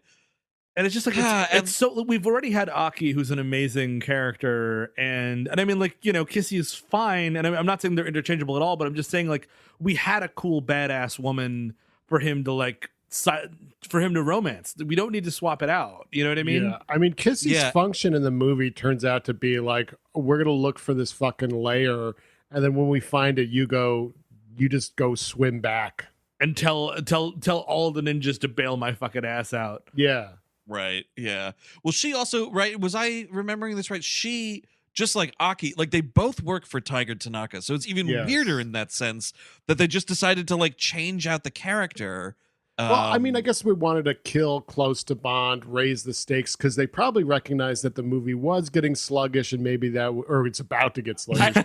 Maybe this would like keep it going in some way. He mourns her for like half a second, maybe. No, like, not at all. She's dead. On with more sex, please. Yeah, because it's not like, do you have another wife for me, please? Get me another one. Because it's not like, I'm gonna get those bastards what did that to Aki. It's like, oh well, that's a real bummer. You got a ditch in the back to bury this? Or is that my problem? Oh God, don't please tell me I don't have to bury her. He is doing a lot of like, sure, we're supposed to be on a honeymoon. I know. You say. Oh, this is this honeymoon is more boring than an episode of Handjob Martin. I just want her to like turn to him and be like, could you stop showing me your erection? I get it. I really, really get it. We're supposed to be married. It's a honeymoon. LOL. Put that shit away. It is kind of rad though, because when they get to Kissy's house, he's like, you know, immediately like, sure, honeymoon, Kissy. And she's just like, fuck you, dude. I'm at work. Like, we're working. Do you understand? This is a fake marriage. This is a fake fucking honeymoon, you idiot. You know, I can't sleep well if I'm not naked under the sheets. I can't wear anything underneath, and I might just hug you with my boner. She also very pointedly is like, that's your bed, and I am going to sleep over here on the other side of the room. We're supposed to be married. What are you talking about? Exactly. I mean, it's like he is so pissed off. So when she turns him down, right? They're about to eat lunch, and he's like, "Oh, what are these oysters?" Oh yes, I love this. And then she like lays out the thing about like there'll be no fucking on this work trip, and then he's like, "Well, guess I don't need to eat these," and throws him down. It's like, dude, that was lunch. That was sustenance, and you were only eating it for horny reasons. Exactly. You could eat oysters, and it's not like fucking like 90 milligrams of Viagra, dude. You can eat oysters and go on about your day without having sex. Nope, he's doing that, and he's like chugging pineapple juice. Oh. But like he's like a little kid. Like he throws these chopsticks down. Like, well, I never. It's so dumb. So thankful. You know, I guess I'll just have to go get some Hearties or Boston Market. Honey, you know, I can't sleep over on the other bed. We're saving that for the baby. You remember? We got to plan for a family. I'm getting deep undercover. So she's like, all right, look, I heard about this woman from the village, this fishing village, who took a boat into this cave, and when the boat came back out, she was dead. And Bond is like, all right, well, that's where we got to go. Dead woman cove, let's go. Yeah, oh yeah, maybe you won't make it out alive either, Kissy. We'll see how this honeymoon goes, if you know what I mean. Well, first of all, that sounds hilarious. Second of all, let's investigate. Ah, yes, the cave of dead women, one of my old haunts. So because they're like, you know, the deep cover is they're just this couple that works in this fishing village. He's like, all right, when we go out at the ass crack of dawn tomorrow to go fishing with all the other fishing boats, we'll sort of just like turn away and, you know, make our way to this cave. And then they get in this cave. It's kind of a great, like, Bond realizes there's some gas around and they have to jump off the boat, and it's clear that like some Blofeld and company are putting this stuff here to like prevent people from coming in, and Bond surmises that this cave actually was at one point where like lava from the volcano would fall out, and he's like, so that's got to go right up to the top. And so we're climbing this mountain, and he's fucking furious again. Like, they're climbing, he's tired, and he's like, huh, some honeymoon. I know, I'm just sorry, I can't, while we're climbing a mountain, I cannot jerk you off. Could we get over it, please? But yeah, so then he determines, it's kind of a cool thing where they go down into the volcano a little bit, and it's like this green film over the top of it, and he's like, oh, do you think that water goes deep or what, Kissy? And he throws that rock, and it's just like clang. Oh, it's the metal cover. I love this garage door that they have over this volcano. It's so awesome. You couldn't see this from afar, man? You couldn't tell that this wasn't water? Well, it's all painted to make it look like there's like algae on top of it. I mean, possibly, but I also just think maybe he's going blind on top of the toupee problem. Yeah, maybe Bond is just losing it here already. I got to tell you from personal experience, Chris Cabin, sometimes it is hard to tell when there's like algae and when that's grass or something else. Like when I was a little kid, I have this very visceral memory of being at my Nana's, and she had a pond in her backyard that had algae all over the top of it, but I had no idea. Mm-hmm. And I thought it was just grass, and I kept walking. This little like 4-year-old Andrew like da-da-da, stepped on this thing, immediately just douche right into this water. My mother pulled me out by my hair because it was like, holy fuck, this child just fell in this deep pond. I totally get. Yeah, I'm agreeing with you. I think James Bond has about the smarts and the sense of baby Andrew. I think James Bond's going with a case of like, oh no, I'm going blind. First it was the hairy palms, and now I'm going blind. Shouldn't have been cranking it watching Hand Job Martin every week. I know that's not what the show is about, but hearing the word hand job, it just sends me into a fit. Did you know in the United States they've got salacious commercials? We do have salacious commercials here. Pretty bad ones. I jerk off to them. Some of them for Hardee's, I think. What was Hardee's? Hardee's didn't have like a mascot, but their logo had that dipshit smiling star on it, right? My hard-on loves Hardee's. I always masturbate to any of the commercials. Doesn't matter. They've got the meats, and so do I. Always at Arby's, whatever. Arby's. Oh, yeah, I think it's Arby's is we've got the meats. Hey, no, never mind. I masturbate to both of them. I like masturbating to Ving Rhames' commanding voice. It's true. Is he's doing Arby's commercials? He's the Arby's guy. Arby's, we have the meats. I've got That's a meat of my own. Yeah, Arby's has the meats. Mm-hmm. And then once you eat it, then you have the meat sweats is the idea. This is entrapment. It's entrapment. I think the slogan is Hardee's, you have the shits. Yep, that's it. There it is. Ving Rhames is like, man, I am not saying that into a microphone. I fucking refuse to say, we've got the shits. Go back to the drawing board and come up with another slogan for Hardee's. That's why, Hardee's is smart, and they got Nick Nolte. You have the shits! Yeah, shit your fucking pants! Hardee's. Oh, man.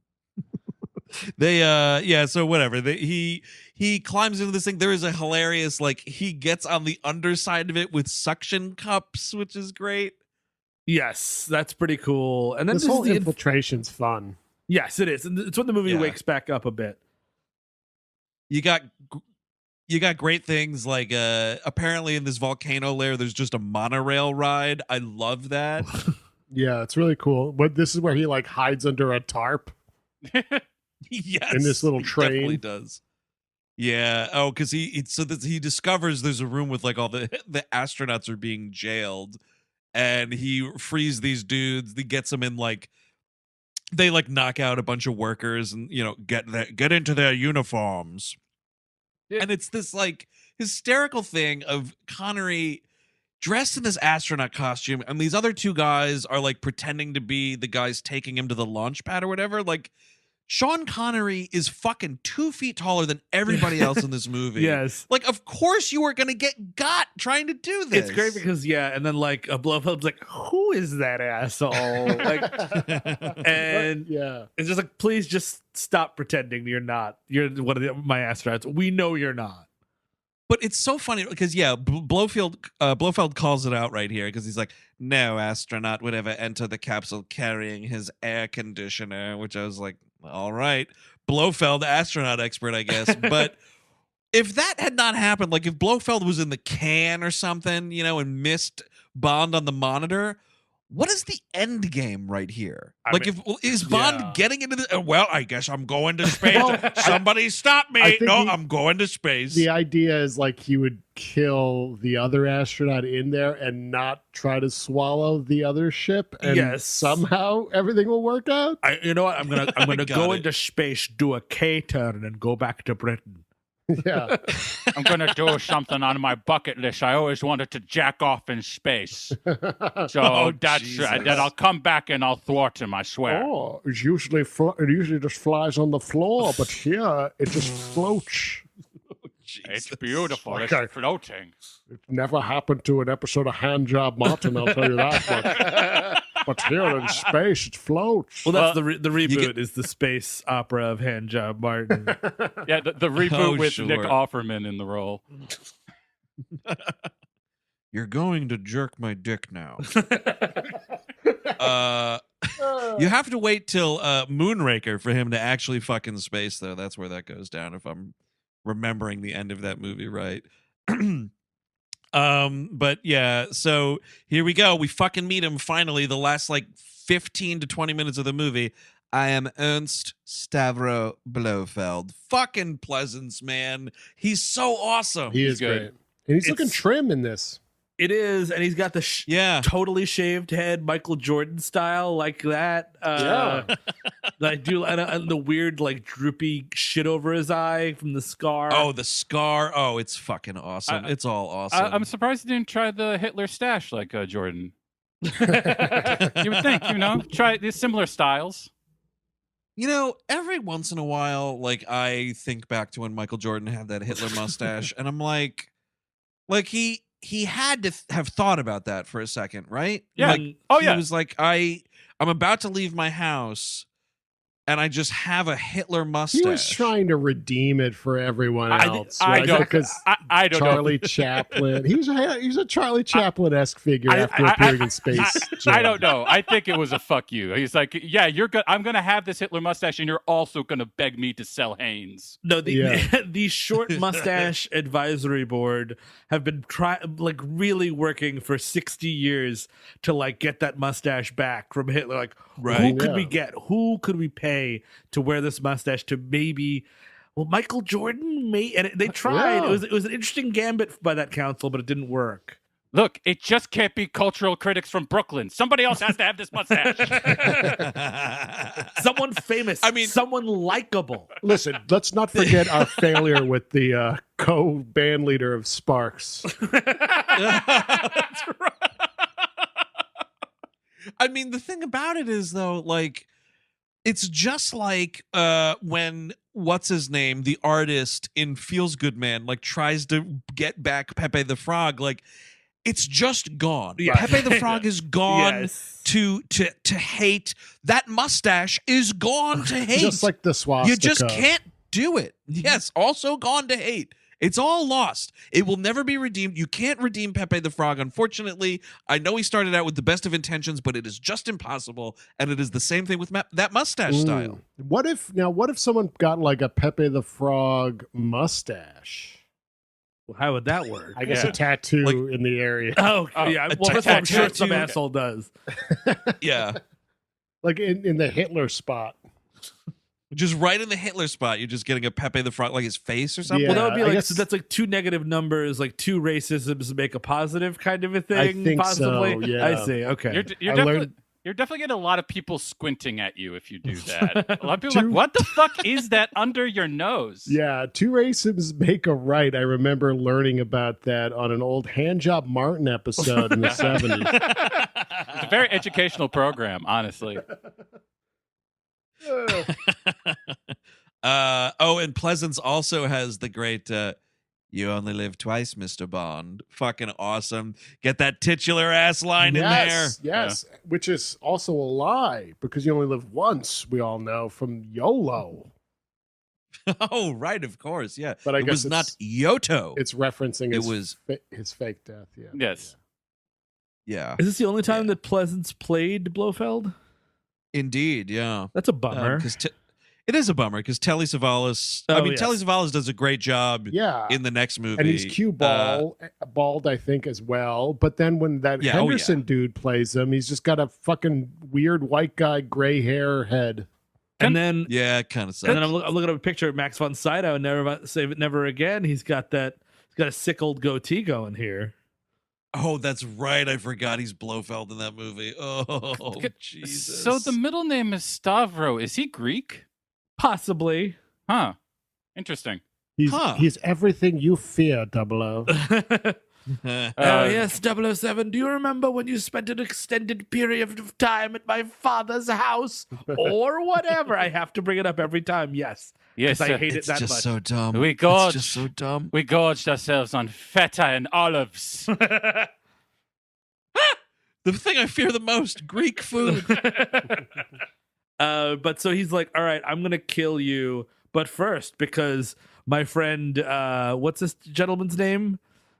Osato? Osato failed to kill you. I'm going to kill him in front of you. Like, no, take that gun, shoot Bond first, and then shoot that other guy. Yeah. He's Yep. the threat. Osato is on your side. Yes, I understand you want to murder him. Great. Wait for it. By the way, at this point, Blofeld set his whole plan of like, he's going to start off, maybe we already mentioned it, the whole war between the U.S. and the Soviets so that he can emerge as a new power in the future, which I think is a fucking great plan. Good idea. Yeah. Pretty Yeah, good. just fucking burn it all down and start over, dude. Why Rule not? over the ashes. The That's what I want to do. The problem with the Blofeld ordering the death of Osato is not that it happens and allows Bond to get the upper hand. The problem is that he doesn't take Osato over to his hungry hyena pen and throw him in there Yes. and let me watch the fucking the blood fly. That's what I want. By the way, Chris, better board game, Hungry Hyenas. Yeah. Oh yeah. It's very. You have to have a squib in the middle. At some point, also the rocket starts launching off because the Americans sped up their timeline and launched a rocket like that day. So he's going up. They're trying to go up and snatch it really quickly. Yeah, but then it's fucking awesome because they're just standing in a hallway and he's like, "Mr. Bond, this is the price of failure." And he does the old point the gun at one guy, Yeah. take a beat, and then point the gun at Osato and just fucking murder this dude. Yeah, I'm always a fan of that when the villain does that. Well, I couldn't shoot you. You're just so handsome. I mean, yes, even with the piece, I mean, it's just stunning. And of course, this is when Tiger rolls up with all of his modern ninja squad, which is fucking awesome. Oh yes. And Bond is like, well, if I have to watch TV and it's not Handjob Martin, can I at least have my cigarettes? Oh my God! Oh, yes, right. And he's And like, he yes, give him exactly his cigarette. First of all, it's the 1960s. Everyone's got cigarettes on them. If you want to give your enemy one last request, it could be one of my cigarettes. Actually, Exactly. Not one of his Yeah. own because it might be a cyanide capsule. Who knows? And in this case, a fucking gun. He lights the cigarette and it shoots a bullet into this one random technician. It's pretty awesome. If you're Blofeld at this point, haven't you been like, oh no, not the cigarette. I know what that is. That's a poison dart explosive gun. Really. Right. So Oh, why don't yeah. you take this cigar? well, if I must watch television, can I use my special binoculars? No, you can't. No. No special What anything. about? All right, well, hear me out now. I have to watch this episode of Handjob Martin on your little monitor here, Blofeld. Could I at least have my lucky pair of shoes? No, how many times? Stop calling them special. I know what that means. Yes, you keep telling me what time it is, but I only can tell the time on my own special watch. No, I'm bringing in a clock now. Still don't believe it. Nope, sorry. Oh, but if I am to die, can I get my own book back? You know, that book that I brought? I assure you, it's just a book. Are you sure about that? It's not a special book.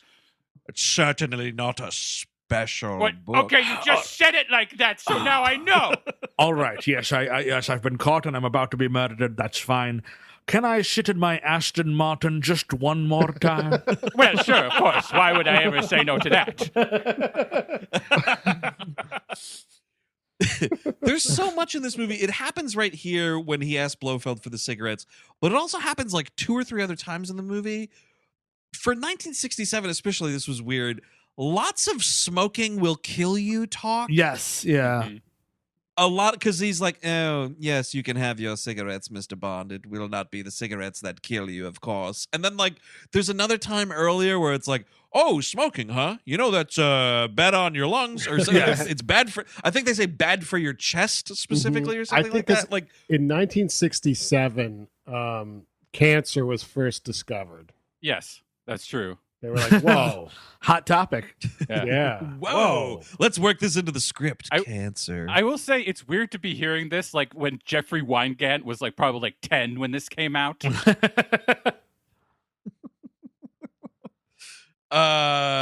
Yeah, so whatever. It's just a big fight here. It's fucking great. There is the hilarious, like, the one heavy who is with Blofeld, this guy who does nothing in this movie. Is it Hans or Such a- something? Yeah, such a disappointing heavy. Like, he fights Bond for 2 seconds, and then they're in Blofeld's apartment, and Bond, in like less than a minute, knocks this guy into the pool. There is the great, as this guy's being torn apart by piranhas, he's like, bon appetit. Piranhas. I hope you have a nice meal, piranhas. Yeah, but I was expecting more from this character, and it just never happened.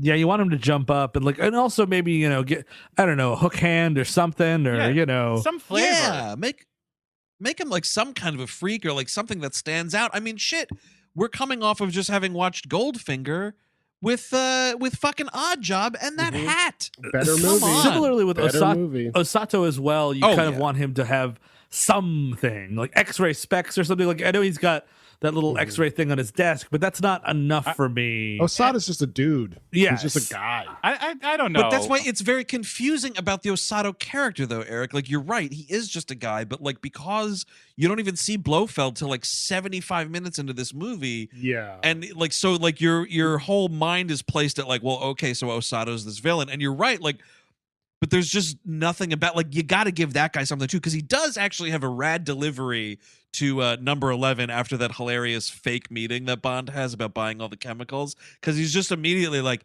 kill him. And I was like, ooh, shit, this guy's got that ice cold delivery down. Yeah, he's got no charisma and no hook to his character, but I guess maybe that plays to the idea of the banality of evil. I He's think just some dude. Right. I think you're just being unfair to Hans here. He has a black shirt and a gun. That's, these are big character traits that we all know. Digs deep. So it's an amazing ninja raid on this compound. So much rappelling, so many people going over railings. Fantastic. Oh, yeah. And Homer, if you could kill someone on your way out, that'd be very, very helpful to me. Yeah, totally. It's great. Yeah, dude, Steve, I was trying to get the railing count. It's almost out of this world. Just people just getting getting a lot of great stunt work. just getting chucked over it, man. Yeah, and all the ropes Totally. falling down. Like, it's a great little moment. And again, like, it's so rad. I thought about it in this scene, and also when they're at the stadium for the sumo wrestling. Extras as far as the eye can see. Like, it's all real people. Like, I love the tangibility of these like big crowd scenes. It must have been a bitch to direct both of those sequences, cool shit in yeah. a movie that is, plagued with stuff that's not cool, which is why it makes, this whole thing very frustrating. But whatever. Bond is able to hit the kill switch and he blows up the shuttle before it can scoop up yet another American ship. I do love how the American government is like, all right, we're going to send another fucking ship up there. Okay. Sir, there's another ship behind it. Oh, okay. Ready the nukes. I've had it up to here with our ships being ready the nukes. Let's end the world right now. Look, well, we lost one. The Russians lost one. Somebody else has got to send the next one up. How about somebody fucking call the Italians? What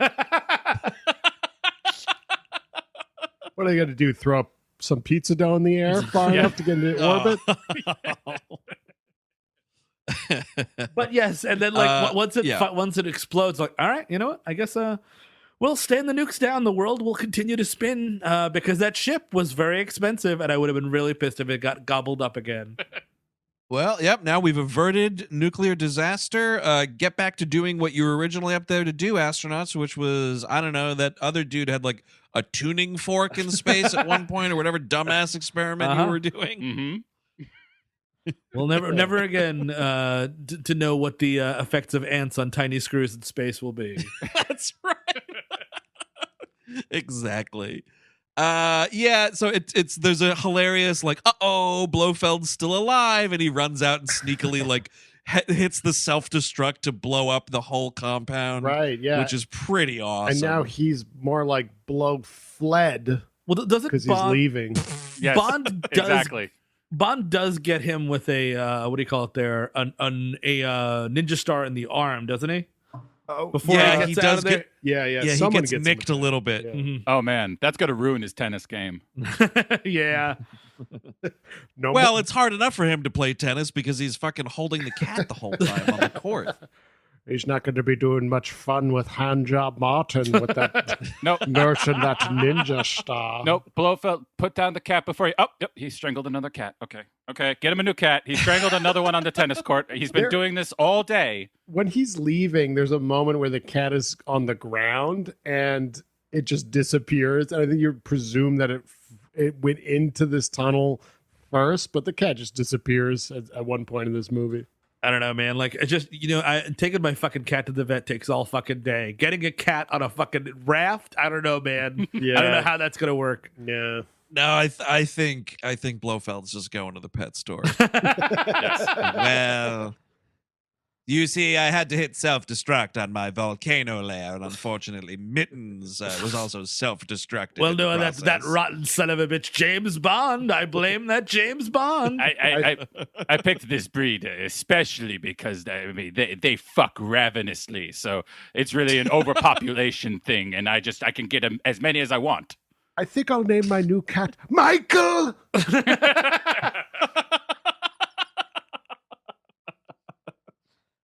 Oh, that would be awesome. Yeah, so pretty cool move here again. Tiger Tanaka always prepared for the aftermath of battle as well. There's a bunch of choppers that come in and they dump like little life rafts all into the water, so all the guys getting out can get on a raft. And of course, Mr. Bond, he's got to get into the raft with Kissy. And again, it's just like, now how about that honeymoon? It's just like fucking let it go. Jesus. And she's like, in her head, she's like, I really wish like something would rise up from the depths of the ocean and nearly capsize this vessel so I don't have to fuck this guy. It's like being, and wouldn't you know it? it's like being at work, and like one time, you're out for drinks and you go like, let me get a double scotch. And someone's like, hey man, double scotch. And then for the rest of your career, it's like double scotch over here. I'm like, dude, fucking leave it alone. It happened once. Yep. Yes, we were fake married. We never had a honeymoon. Move on from it. Yeah, dude, the whole like refusing to let the bad joke die. Exactly. Or when people at work start thinking they know your drink. Like, oh yeah, you're a Sam Adams winter ale guy, even in August. Man, that's fucking madness. Those fucking phony relationships you get into at offices and work. It's me. Here we go. Any new thoughts on office potlucks by chance? No. Just if you want to hear more on that, check out our unfortunate episode on Texas Chainsaw Massacre 2 on Patreon. Well, 007, I'm glad you've come here for the office potluck. What have you brung? Yes, everyone in the office has made various puddings of some sort, and by that I mean different kinds of food. I've prepared mine while watching Hand Job Martin. I decided on top of bringing napkins to this potluck, I'd also bring the entertainment. Yes, it is the first season of Hand Job Martin on DVD. You know, for the first 5 years, I always said I'll bring chips and soda. And everyone got mad at me because it's like, well, everyone else is contributing more. And then when I make something and it's done during a Hand Job Martin fest, people get angry. Look, I'm sorry that nobody likes my mother's recipe for rat meat pie. Oh, God. Oh, that's English food. Rat meat pie. Yeah. That's English That's food. the Charles Dickens special. Oh, another rat meat pie! Wow, look at them eating rat meat pie like they're the king and queen. Yes. I know eventually, and I really am knocking wood here, that eventually we will get across the pond and do a show in England. We will get booed off the stage. Oh, That's really? fine. Yeah, it's exciting. It's exciting. As long as you buy the ticket. Buy the do ticket that. first and then boo Yeah. us off the stage. Also, and make it a loud booing. I don't want this like half measure stuff. Full throated, shred your vocal cords and boo me. Yes, destroy your life. Yes, only then will I take your boo. Well, to prevent the potential ruining of a future tour date, let me just say that when we go there, we will also be sampling many of the fine foods at the restaurants and liquors at the bars that you have.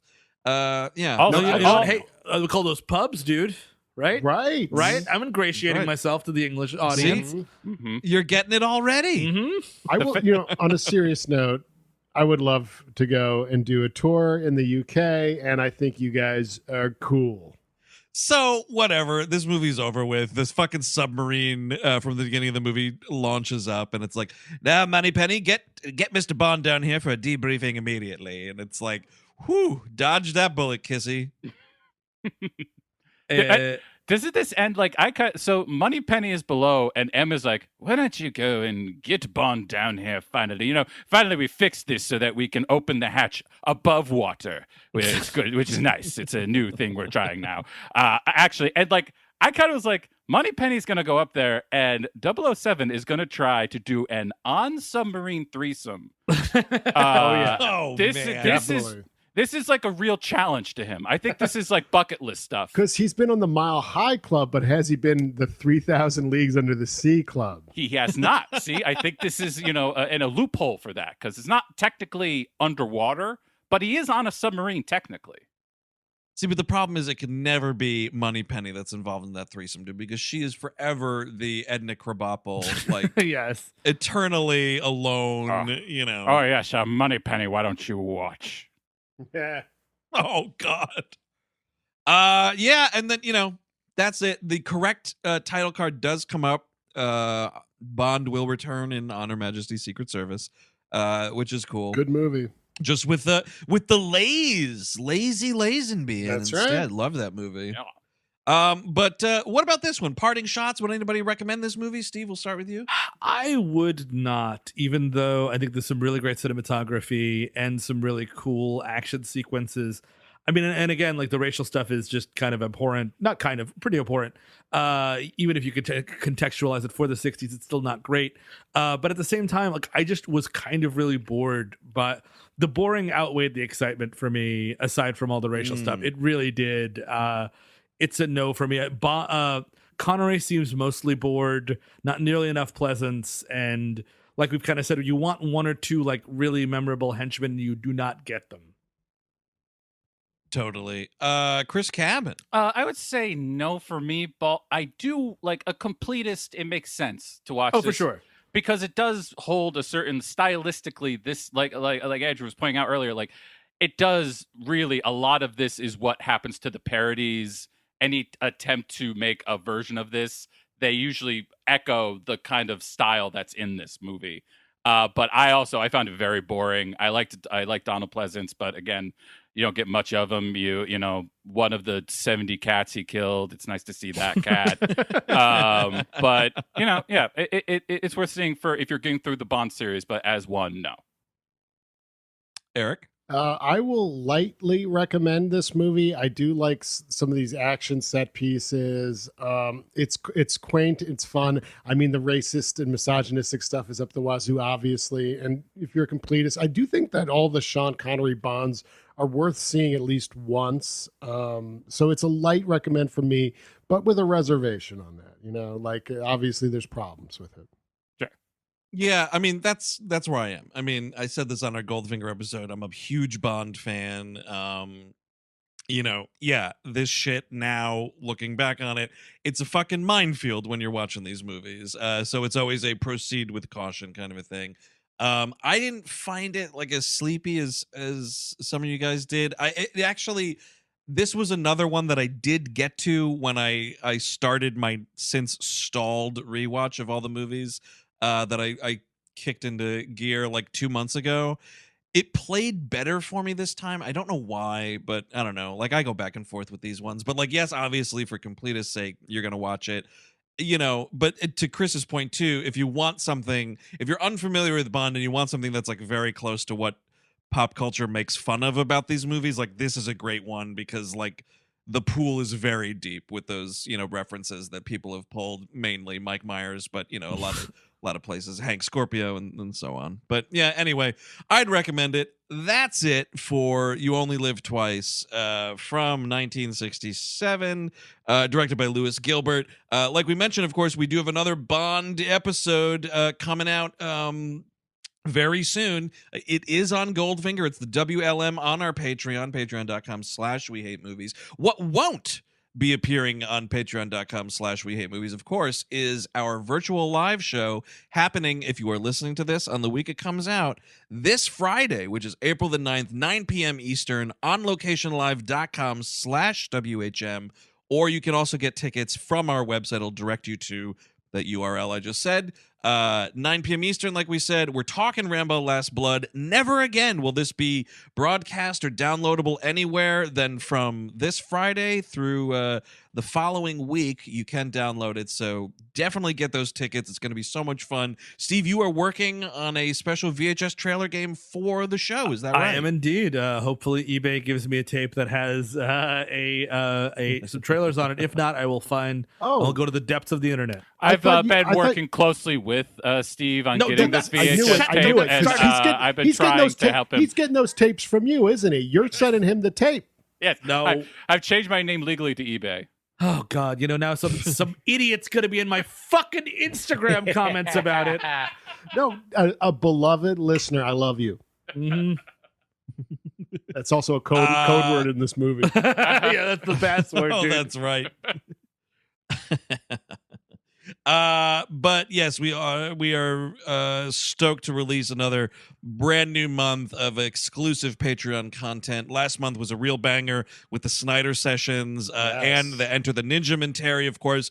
But this month, big news, Steve Sadek. What is it? I'm so excited. Once in a lifetime inaugural episode, guys. Right. And what movie are we talking about for that first lifetime movie coverage besides what we've done on the main feed in the past? It's the Eric Roberts tour de force, Stalked by My Doctor. Ooh, it's a creepy fun time. It's the first of many Stalked by My Doctors that'll appear on that feed, because I think there's at least 3 of those movies. Ooh. And we will do them Eric all. Roberts in all of them? Oh yeah, dude, he's the Doctor.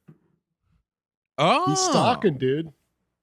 But I'm saying, like, for them sequels and whatnot, he is still the titular doctor? I mean, look, dude, so. My man's got bills. That's why he's in any of these movies. Fair enough. So look for that, of course, on patreon.com/WeHateMovies later this month. Now, Sean Gone month does continue here on the main feed, of course. Steve, which Connery classic are we talking about next week? I'm really excited to see this movie. I never have. Jardage.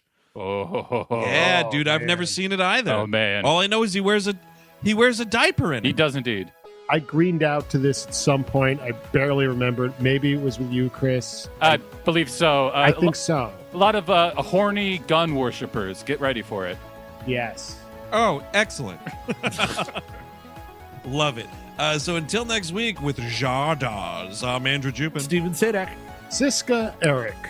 Chris Cabin. Take it easy.